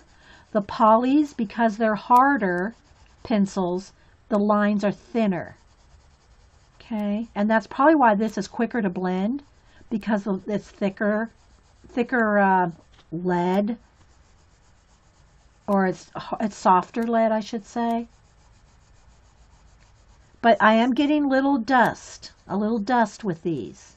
Okay, there's a little bit of dust with the Lumis.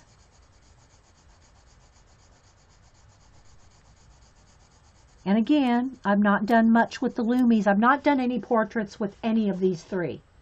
The only portrait work I've done is with the Prismacolor. So none with the polys. And the Lumis, I've only done Mouse Guard color book.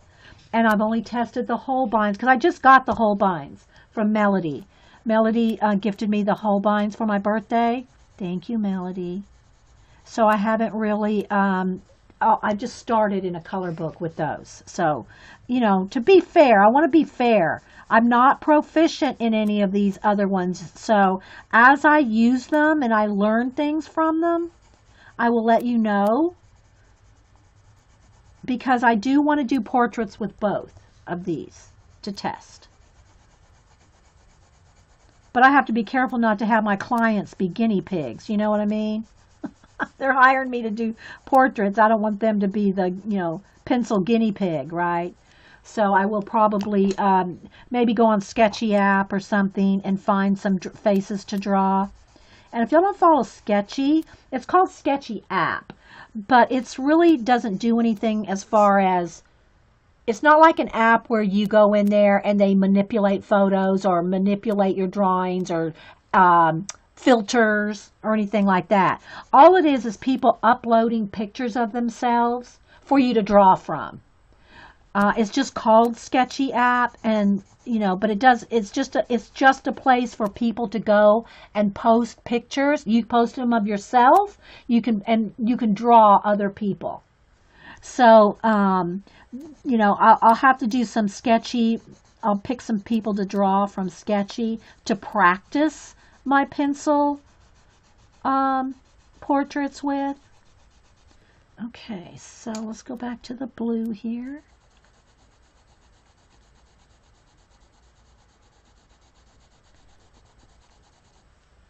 Sometime in stream, will you try a face with Lumis on white paper? Don't have to finish it. Yeah, I want to do all of them. Well, y'all seen me do Prismacolor pencils. That if y'all just want to go in, just go into my portraits, or I think it's a portrait playlist. Portrait playlist, you'll see me using Prismacolor a lot. Well, not tons, but there's enough in there for you can see.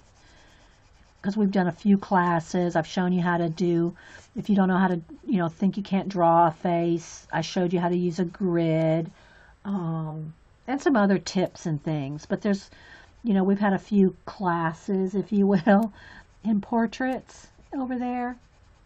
Okay, so I'm seeing here with my Lumis, I really need to kind of do tighter strokes, you know, get it kind of tight in there to kind of get it nice, and I just feel like it almost makes me want to do circles. It almost makes me want to do circle blending. It just has that feel because they're soft. They're so soft. You just want to kind of get in there and do little tighter blending. I think probably because you can, you know. Okay, so trying to get the colors, guys. Hang on, let's see if I can get the color. I want a little bit more on the blue side with this one. All right. Let's move that lamp. I know it's that lamp that's putting that glare. Okay, now let's go with the red and blue to make a purple, okay, with the luminance. I want to try to get this done in 2 hours and 15 minutes. I don't want this to go into two-parter.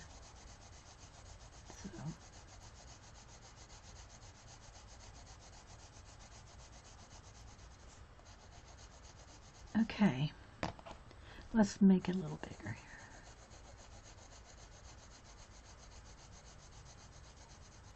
So immediately there's less lines with these two than with the Prisma. The Prisma wants to make lines, which, you know, takes a little bit more blending. Okay, so as I'm going over now with the Lumis, it's because they're soft, you have to take your time. I can see if I start bearing down any at all when I'm trying to blend, that it almost wants to start giving you a little speck of buildup. I don't know how to describe it. It almost wants to. You have to be, I think you have to be careful not to get, let's see if you can see. Can you see just a couple little dark spots in there? I think because it's so soft and it's a combination of wax and oil, you have to blend carefully or you're going to get kind of like specks, which I think those are going to blend out anyway. But if you're not careful, see those right there?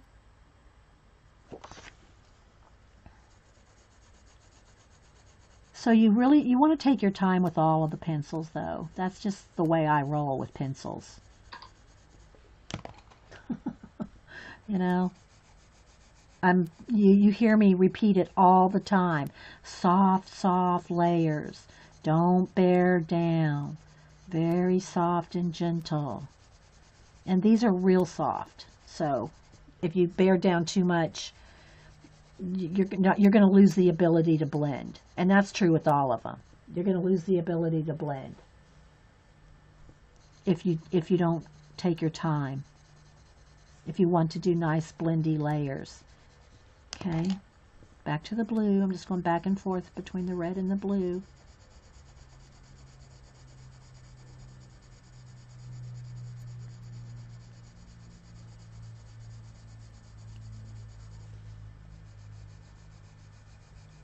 So I am trying to kind of take my time and be fair with each pencil.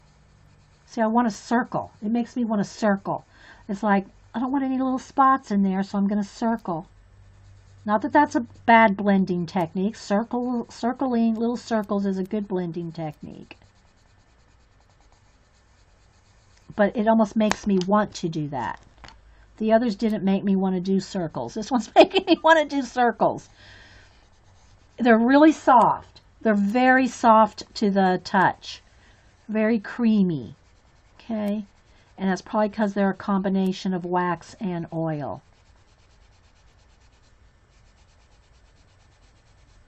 Okay, one more trip with the blue here.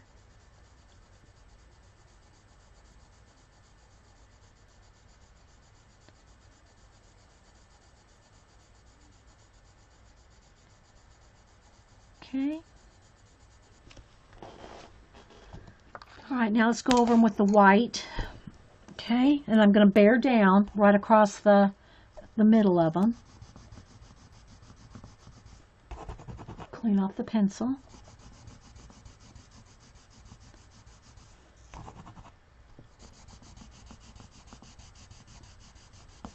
Okay. Oh, and somebody asked me about the smear. It just reminded me when I pulled that out there and it did kind of smear the color out. Now let me do a smear test by just trying to rub. Let's use a finger and a Kleenex. The finger is, going to have some oils on it. So let's just see. Prismacolor, you get a tiny bit there. I'm really rubbing down hard, guys. I am full pressure. So and I'm changing fingers, so okay. So you get a little with all of them. Now if I take a Kleenex, let's just kind of see what we can do with the rubbing with the Kleenex.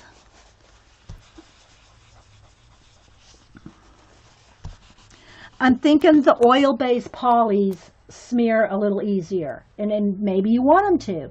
So the Prisma's tiny bit. The polys, which are oil-based, move the quickest with a Kleenex and your finger. They'll move, but it's not a lot. It's not a lot. Okay. All right, so now let's go on to the Holbeins. And again, we're going to start with the yellow. And I'm just going to put some down here. for the orange and for the green. And it is hard to see the yellow till I start layering it up. Got a sharpen here.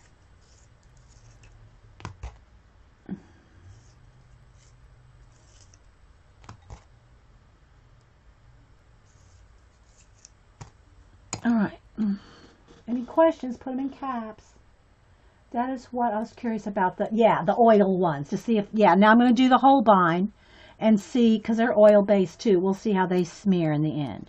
All right. So again, I'm going to go gently. I have to put a couple layers to test the pencil liney thingy here. Okay. Very smooth, like you'd expect an oil pencil to be, I guess. All right, now going with the yellow.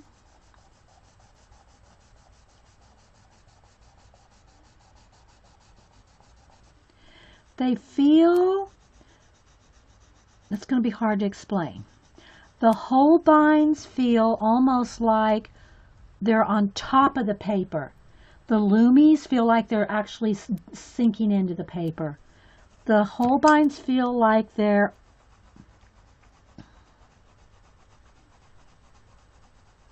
sitting more on top of the paper. They're soft and smooth,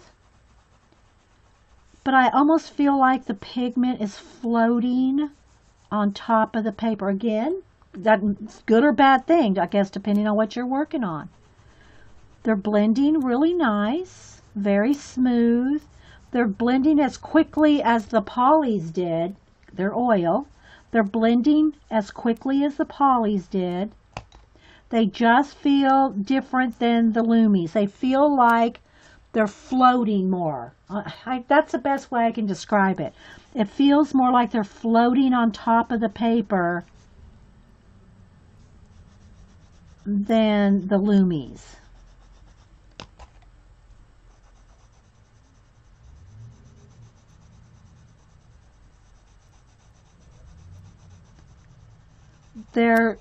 They don't, let's see.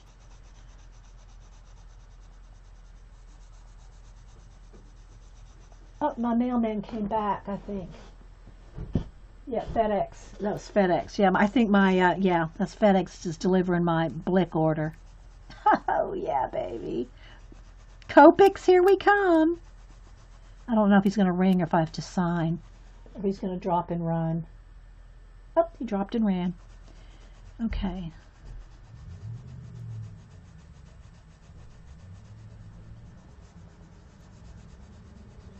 So they blend really nice. They just feel different, guys. It's hard to explain. The Lumis, you feel like you're getting somewhere, right? You know, you feel like you're just really getting in there, and it's soft and you're working it. This almost feels like you barely have to touch it, and they don't feel waxy at all. I mean, it almost feels like, I can't describe it. It almost feels like you're not touching the paper. It's like they're not, you don't feel like you're getting, I know it doesn't sound, I don't mean it in a bad way. It doesn't feel like you're getting anywhere, but you are. See? No, Terry, you don't. You'll have to wait till we do the Copics.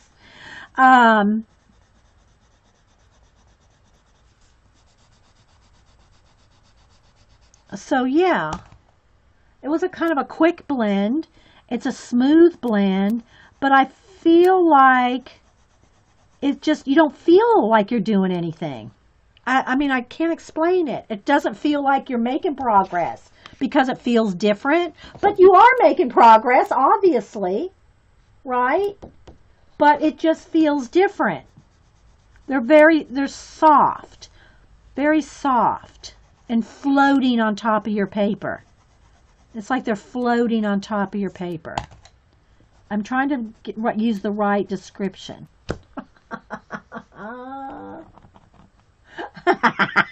You'll see, you'll see. All right, so, okay, now I'm going to go with the yellow and the blue. So let's try this. These are very vibrant. They're very vibrant. Can y'all see can you tell a vibrancy in those?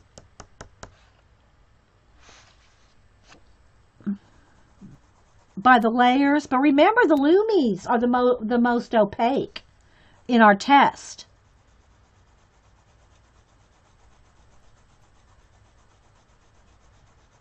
It's like you barely want to touch this. It's like you can't bear down on these really at all. No bearing down on the Holbeins.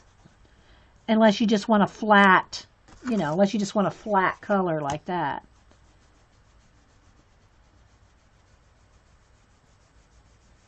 I can see some lines, but they blend out. They seem to blend, the lines kind of just blend out as you go. But you're like floating on top of the paper. That's what it feels like to me. Rather than getting that color in the paper.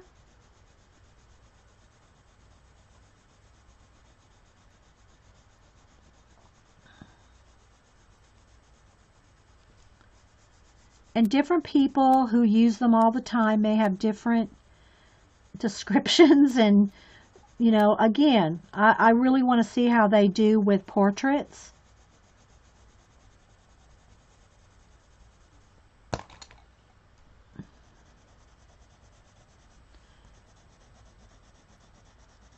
I'm seeing that they are layering nice.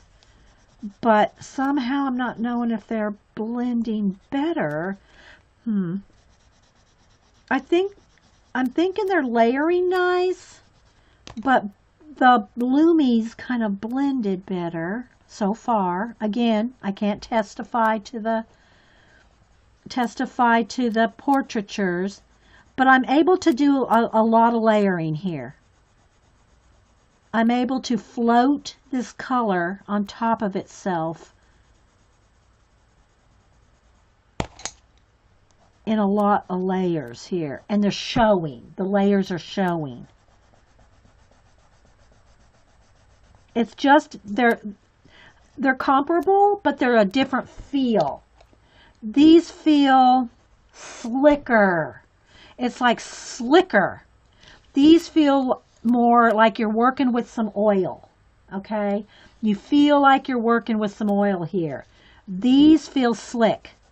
I wouldn't know that these had oil in them if somebody didn't tell me. But they don't feel waxy in the sense of, that's probably why they have the combination maybe. But they're slick. I feel like my pencil's moving real fast, okay? Your pencil's moving a little slower on the Lumis. It's slick. That's the perfect word for it. They're slick. Not that both are blending just fine. But this is feeling fast because it's slick. Does that make sense? I don't know, guys. I'm trying to give you the right description. Or the right... I got to sharpen my yellow. Hang on. And take a sip of coffee.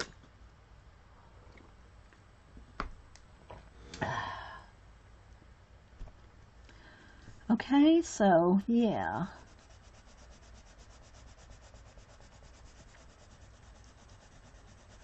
I can see that you probably need, these are blending really, I'm seeing that you can get a lot of layers. I mean, it feels blendy, but I can see this is, the Holbein seems to be a little, you have to be a little bit more careful because of the slickness of the pencil. I mean, it just feels like you're ice skating. This feels like you're roller skating. This is ice skating. But, the colors, look how they're very vibrant. They're very vibrant. All right, now let's do the purple or the red violet. It's more red than purple. I mean, it's more on the red violet side on all of these, but because I'm putting more red than blue. And probably if I would have started with blue, they'd probably be more blue violet, but I just want to do a little, so y'all could see a blend test. Again, it feels very slick. That's just the word. I feel like I'm ice skating with these roller skating with that. Not that there's either one is bad. Don't get me wrong. The Holbeins look brighter. Okay. Yeah. Do you think the Holbeins might be easier to? Yeah. See, I don't know. I, I don't know. I haven't used. I can't say. None of them are hard for me to use, guys. I mean, if I had to say the hardest one to use is the polys. I had to work more at the polys, work at them more than the others.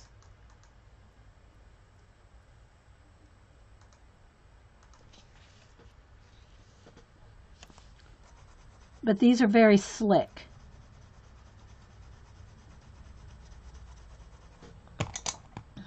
Okay, add some blue.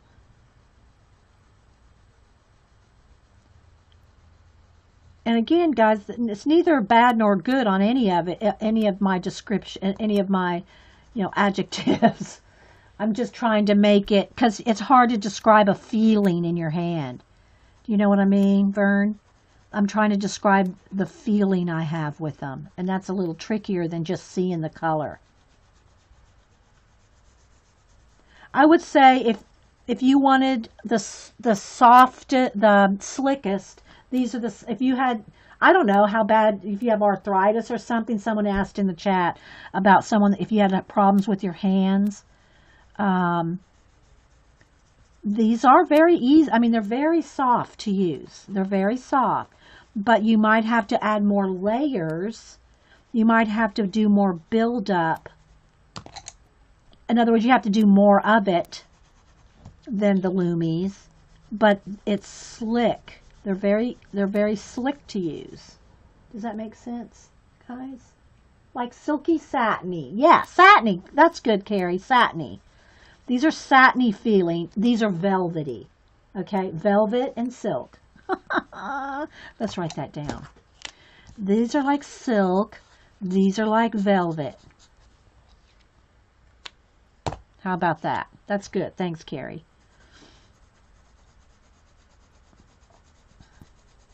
Now I can see where I put a little extra pressure getting in a hurry, that I can see some spots. See a couple spots there? Because I got in a hurry, and that's where I bore down a little too much. This, I can tell with these, you're going to have to take your time. They're easy to get pigment down, but I can tell you got to have a gentle touch, which I guess you were going to have anyway if they're soft, or I mean if they're silky. And then y'all are saying they are vibrant. They are vibrant. I mean, especially when I look in camera, I can really tell that they look much more vibrant. But these look like velvet. These kind of like silk. That's a perfect description.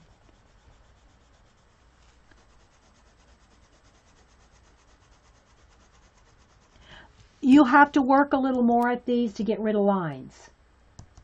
Okay? I can see pencil lines in this a little bit more than this. Okay, look here at the green. Whoops. See? Can you see? You're going to have to work at getting those lines blended a little bit more than you will with the Lumis. But you can't bear down too much, or you're going to get those little pigment flecks if you're not careful. I'm sure you can work it out, but I'm going to have to test on portraits. So there, guys, I hope, let's go with the white. Let's go with the soft white. Remember, the soft white is the brighter of the two whites that Holbein makes. They make a white and a soft white. The soft white is the bright, well, see, I'm trying to bear down too much right on. Let me sharpen that.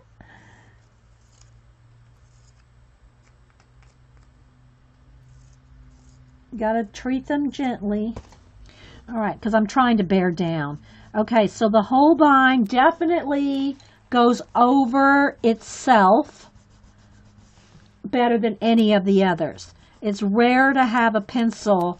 You know, guys, look, my Prismacolor, that's bare and slap down. See? So the Holbeins, go over itself, the white, much. There's no contest on that. This is just 110 card stock. I did, if you missed the beginning, CB, I did all kinds of tests here. So I did all kinds of different tests with the pencils. We've been here a couple hours, and it's recording, so yeah. Okay, so the last test, and I'm going to run out of time, guys. I think we will save the if they play well together for the next show. I don't want to rush it. We'll do that on another episode, okay? I don't want to rush through testing them amongst themselves. Do you know what I'm saying? Like testing the Prismacolor. I'll see how I could do this. Okay, let's see what we can do here. I'm going to go ahead and take, we might run out of time. I want to do another segment here, but if I run out of time, because I want to show you my new color book that I'm going to use. Let me just show it to you. I'm not going to do a flip until the next segment because I don't have time. But I'm going to show you Mysterious Planets.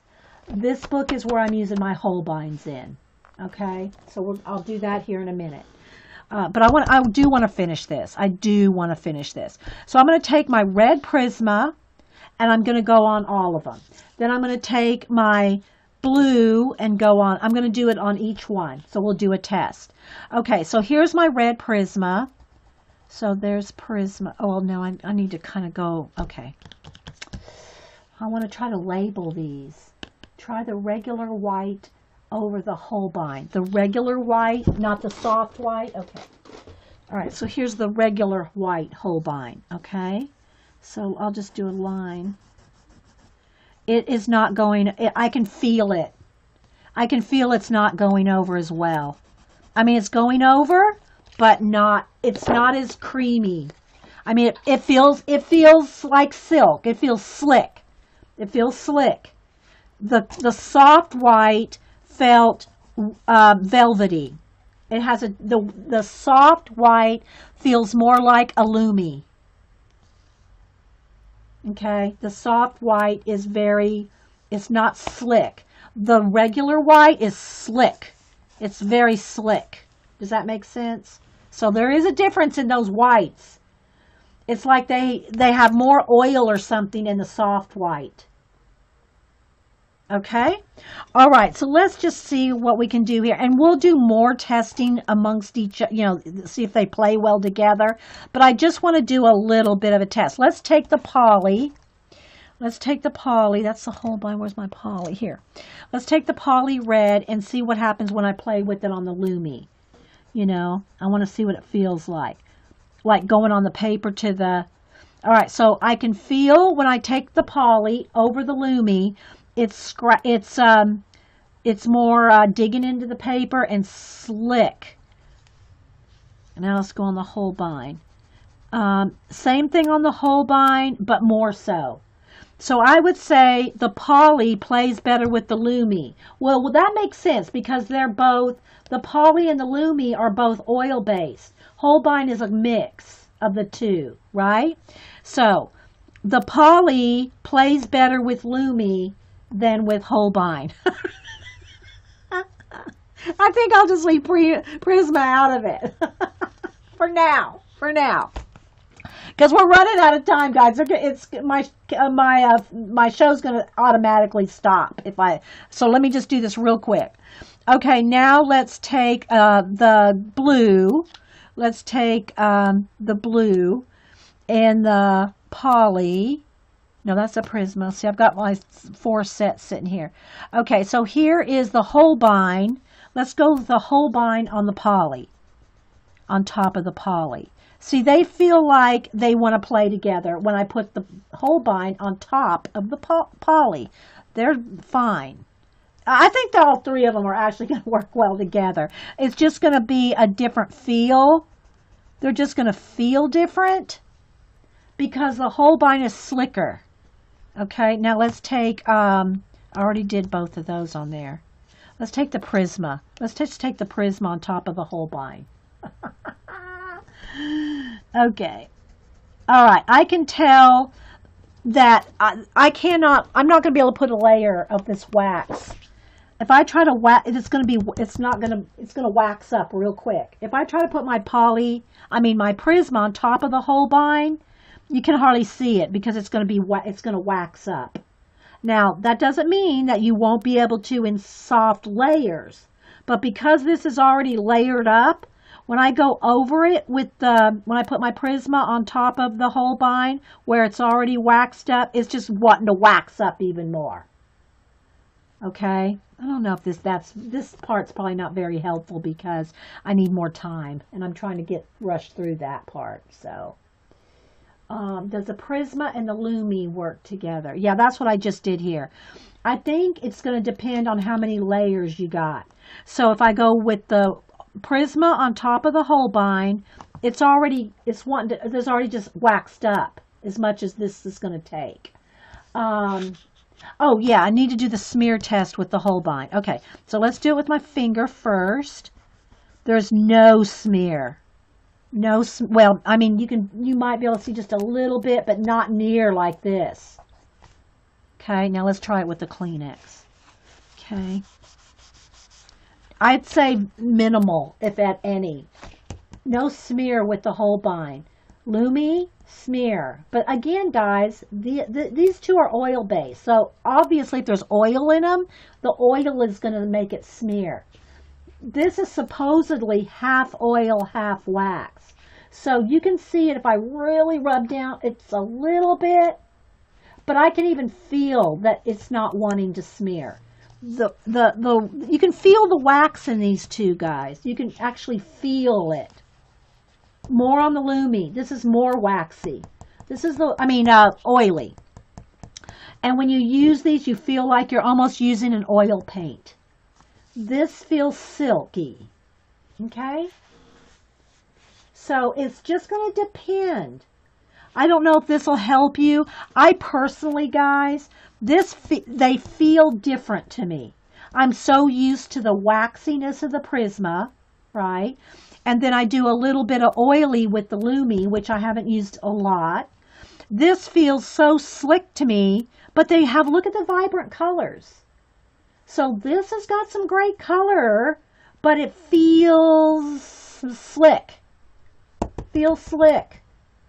Not that it's bad. Okay? So anyway, I am going to go and stop this recording because it's going to stop on me by itself if I don't. You got the Lumis for your birthday? Yeah. So I got both. I got the Lumis and the Holbein as gifts. So yeah. So I have designated color books for each, and I'm going to go ahead and stop this recording, and I'm going to start another one, and we'll talk about that. And I really wanted to work in my Eileen book today too. So, let's see. Yeah, I'm not going to have time to squeeze in the color book flip, so we'll have to make that separate. All right, so let me go ahead and save this, guys. And I'm not leaving you guys, but I'm going to stop the recording. So I hope y'all enjoyed seeing some of our tests here for the last almost 2.5 hours with the Prisma, the Poly, the Luminance, and the Holbein. So yeah, so there we go, guys. So do your own research, go on the different sites, see which ones are supposedly more light fast, which ones are gonna, you'll have to decide that for yourself. For me, as a portrait artist, I want to test these two out with a portrait. But I've been working on actual commissions. I want to test on my own, just my own practice portrait, not on somebody's that's commissioned me. I don't want them to be a guinea pig. So, all right, guys. So I'm going to save this video and I'll be right back. Oh, I got the Lumi and what did I get mixed up, Carrie? What did I say that I mixed them up? I'm not sure. Okay, well, I'm not sure what I might have said one or the other, but I'm not sure. Okay, I've got to stop the video, guys, or it's going to stop on me. So, all right, we'll do more testing. It's not like it's a final time. It's not like the final time. Yes, both are expensive. Both of these are very expensive. I would not own them if they were not gifted to me. Very expensive, these two. All right, guys, I'll be right back. Just looking at it here, I may say the Luminance is the whitest. But look, guys, it's really not that, it's really not that noticeable to me.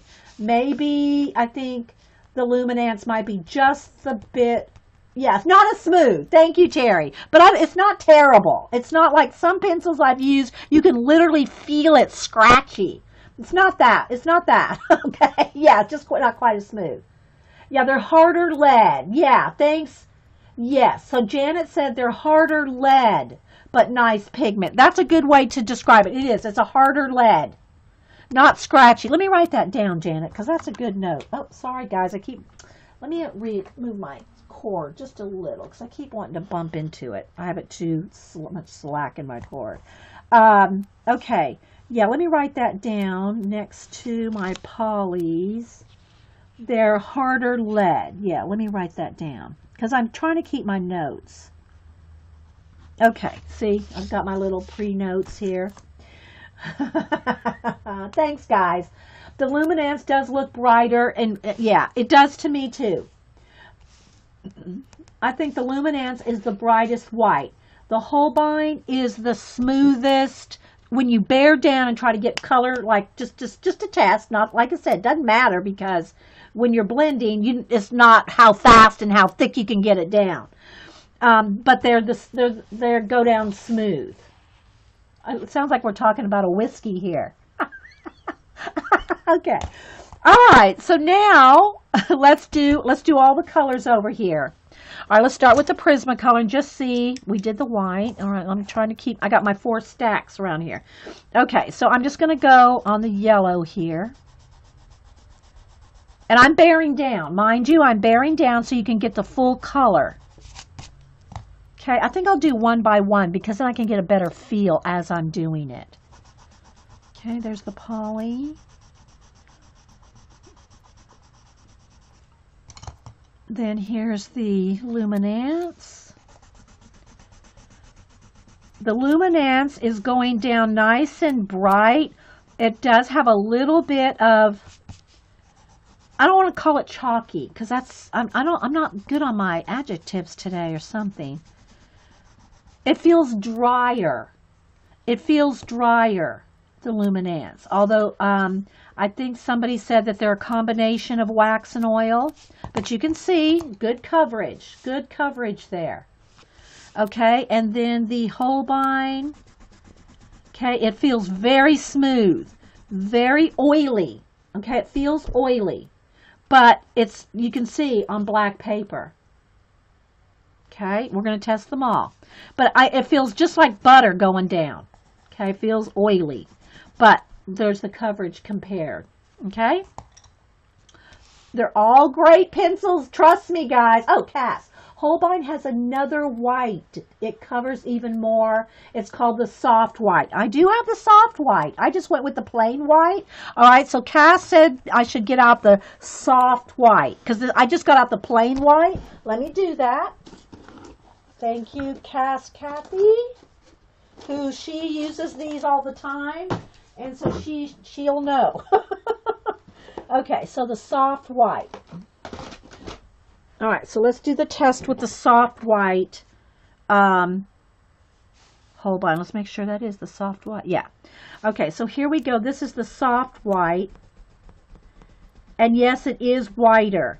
I would have assumed that the white would have been more concentrated. Speaking, if you have to put hard pressure on it, that's neither here nor there if you're doing blending. You're not going to be putting all this hard pressure anyway. Know what I mean? You're going to be softly layering. So just because you have to put a little more pressure doesn't mean anything, at least to me. All right, then we're going to go with, what blue is this? Phthalo blue, phthalo blue. And it's a little bit not as blue as this one. But this is the only blue. The other blue I have is dark, dark blue. So this is just going to be as close as I can get. All right, and then we're going to do the white over here. Again, I'm having to put a little bit more pressure to get a solid, to get it solid. But again, that doesn't matter. And polychromos are oil based. Prismacolor are wax based. And I'm getting this straight from the girls that have looked this up for me. Okay. So I'm just trying to keep them separate there. Okay, then next we have luminance. And I'm going to do it over here on the craft as well. I really want to do kind of blending over here as well. Okay, so then we have the luminance, which their colors are just on the tips here. The wood is the color of the pencil. And the luminance, I had, and I talked about this before I hit record. I had somebody tell me they were oil-based, somebody tell me they were wax-based, and then somebody that just went and looked up a site here in chat, they said that it's a combination of oil and wax with a little bit more oil than wax. So, yeah. If y'all want to do your own research on as far as what is in them. All right, so the yellow is, and these are a little tricky to read. I do have them swatched, but I don't have that right next to me. Oh, yeah, they go this way. Oh, wait, I think I wrote it down over here. Bismuth yellow. Okay, and I'm not having to put as much pressure. Again, you're not going to be able to see the yellow probably till I tilt it up. I'm not having to put as much pressure to get it solid. The red is scarlet red.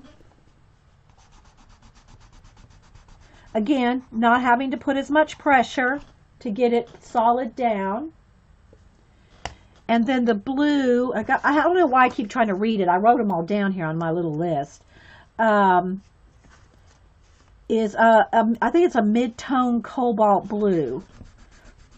So it is covering, when I put pressure, it's the quickest to get full coverage so far, okay? And then the white over here on the luminance, I just pressured down and kind of broke the pencil a little. Again, it doesn't take as much pressure. Not that that matters, though. If you're doing layering and stuff, you're not wanting to bear down anyway. So that's, to me, it doesn't matter how hard you have to bear down to get full coverage, because that's not the point of it for me. All right, then now we're going to do the whole bean. I thought it was whole bean, but it could be, you know. And they're made in Japan. And thank you, Melody. And then let's see, come down here and let's see the yellow. Whoops, sorry guys, I bumped the camera cord. Canary yellow. And it went down just right like that quick. Okay, it flowed right down. Trying to keep them separate over here so as I test, I don't have to dig around. Okay, good morning everybody. Welcome to Coffee and Art in the Morning. I'm Dee Dee. This is Hump Day. Mike. Anyway, so I think I'm going to use my fractals calendar, at least for a while, for a focused place.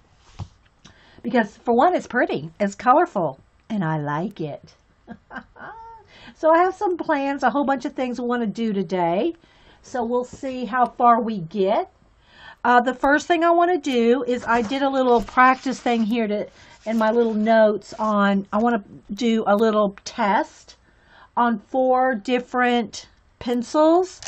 The Prismacolor, the Polychromos, the Luminance, and the Holbein. Or is that Holbein? I'm not sure. It's either Holbein or Holbein. Anyway. So, yeah, so I want to do a little test on these. And then I'll show you what book I'm going to color in with the Holbeins. And, yeah, so got some plans. So hopefully everybody's having a good day. If I missed saying good morning to you, thanks for being here. And so we're going to go ahead and get started. If y'all have any questions, put them in caps. If you're watching this on YouTube, it's a live show on Ustream with mostly alive and awake chatters. I can't verify, can't vouch for all of them. Yeah, cool on the testing. Yeah, I've been wanting to do this. And I don't have a whole lot of polys. I have a few, so I picked. So what I'm doing is I picked just a red, yellow, and blue that were as close as I could get to each other, and a white. So that's what we're going to do. Okay, I don't think this is going to work out so well with my laptop to my, we'll see. I'm rearranging the room, guys, so it's kind of like everything's kind of like, well, where is everything? Okay, so I did a little just my own little test, so I can tell. I wanted to get the colors as close as possible. Okay, you're awake now? Hey, Carol Renee. I wanted to get the colors as close to each other as possible. So, yeah, so we're going to go ahead and test. We're going to test on craft, white, and black.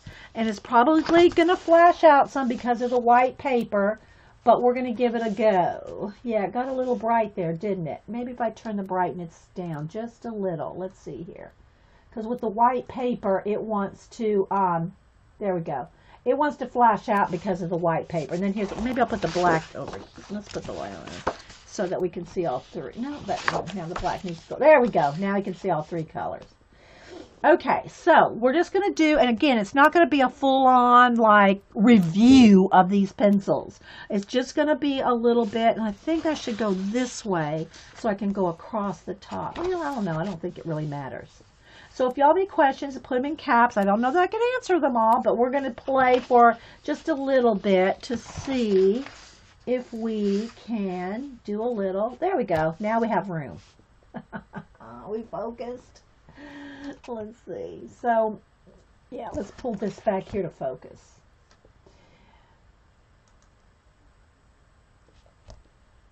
I think that's good. Okay. All right, so we're going to start with the Prismacolor. Those are the ones I'm most familiar with. I'm only barely familiar with Luminance. I'm not familiar with Polychromos hardly at all, nor am I familiar with the Holbein since I just got them. So it's going to be a learning curve for me as well. My Prismacolors I've used for as many years as I can remember, but you know, that's the only one that I'm going to be familiar with. So first off, I am going to just, I have them a little bundled here so I can keep them all, you know, together around. Then Carmine Red, again, going down. You can tell they feel a little oilier. And I'm going to try to look at them from a side to see how waxy they look as well. I'm trying to do as much as I can, guys. You know, I'm not a professional pencil tester, but we're trying. Okay, and then the blue, which is cobalt blue. Again, real quick going down. So as far as quickness going down, and again, guys, this is just going to be my opinion on quickness going down. They all cover the black paper. Okay, for me, the test is going to be what they do when I put down black acrylic paint. Okay, so I think for as fast as going down quickly, Holbein, Luminance, then Prisma, and Polychromos. As far as like having how hard you got to bear down to how quickly. Thank you, Lynn. Happy birthday month. Yeah. It's February. It's my birthday month. So, and thank you, girls that have sent me gift cards to Blick and Amazon. I am getting my Copics together, and there's a couple other girls that have sent me some Copic stuff too. So thank you all for because we're gonna start Copics too. So I think this one, the Holbein went down thick, fast. And Luminance second, Prisma probably third, and Polychromos, it took a little more pressure to get it down. Now, that doesn't mean anything because, like I said, I layer and I never do that anyway, except for these demos, right? I never bear down and try to get a full coverage like that. So, to me, personally, that doesn't matter as far as which ones, you know, get down smoother, quicker, because that's not how I roll with pencils. All right, so now we're going to go over here and we're going to put them on black. So let's just see what happens over pure black paper. I'm also going to swatch over here some black paint, but let's try the paper first. And then on the craft paper, I'm going to try to do a little blending as well. We got plenty of room to try different things. I have a list here of things I wanted to test. Okay.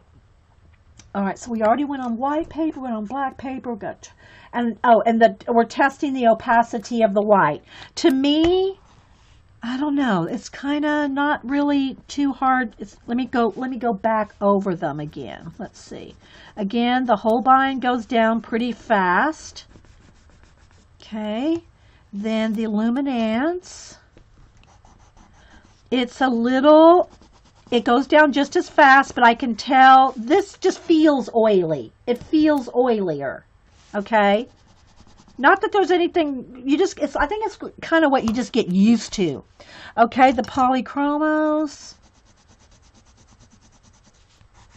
It's a little, I would say of the 4 pencils, and when I say scratchy, guys, I don't want you to think that it feels like and I don't even want to use Crayola because they're not bad pencils.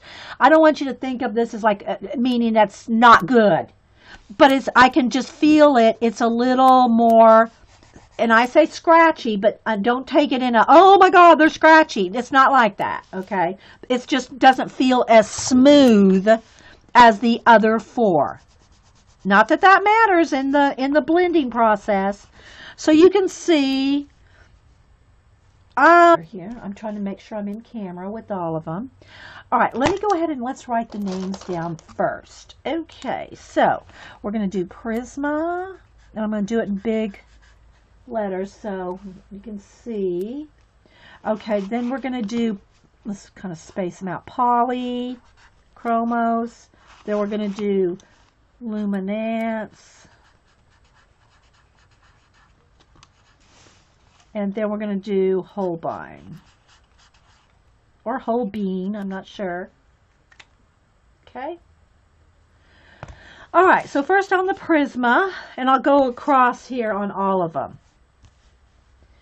Okay, so I'm going to start with let's start with the yellow, and I'm probably going to have to turn it a little, and I am going to put hard pressure. I'm going to tell you how they feel, and then we're going to do we'll carry on over here where we'll layer. Right now, I'm just going to put the colors down, so you can see I tried to pick the same colors. Okay, I mean, they're not going to be the same names, but similar. Okay, so this is Prisma Canary Yellow. And I'm going to bear down just so you can see the actual color. Okay. And then this is Crimson Red. And y'all know I love me some Prismas. They're smooth and waxy. So I'm, I'm a fan of those. I got to kind of come over here. I'm not. And then I have Cobalt Blue Hue, because it seemed to be like the best blue I could find to match with all the other blues. All right, let me go ahead and make some. Okay, let's see if I can fit them all in there. Okay, is it flashing out, guys? It is. It's flashing out. Maybe I should move it's because of the white paper. Because of the white paper. Maybe I put the brown under there. I don't think there's nothing I can really do about that white paper flash. All right. Then we're going to do white over here. And this is just the plain, just the white, not over black paint. We're going to do it over black paint too. Okay. So there is the white over just black paper. Can you, maybe if I move this lamp, let's see here, is that going to help? There we go. The lamp is what is putting the glare. All right, moving the lamp. Now it's kind of a glare over here, but it's not too bad. Is that better, guys? I don't know. Is that better or not? You still can't see the yellow. The yellow keeps wanting to flash out. See the lamp? But I think that's better overall. I'll tilt it up here in a minute. Okay, let's just get them all down. Next are the polys, and the Polychromos are made by Faber-Castell. All right, so the yellow I have is What color is that? Now I can't see because I moved my lamp. I can't see the color. What color is this? Cad yellow. Okay, so here we go. So here's, and it's similar to the canary yellow. I mean, as far as the way it looks. That is better? Okay, good. Thanks, guys. Then we have alizarin crimson. And I am having to put a little bit more pressure to get it. Not that that matters so much right now, guys, because technically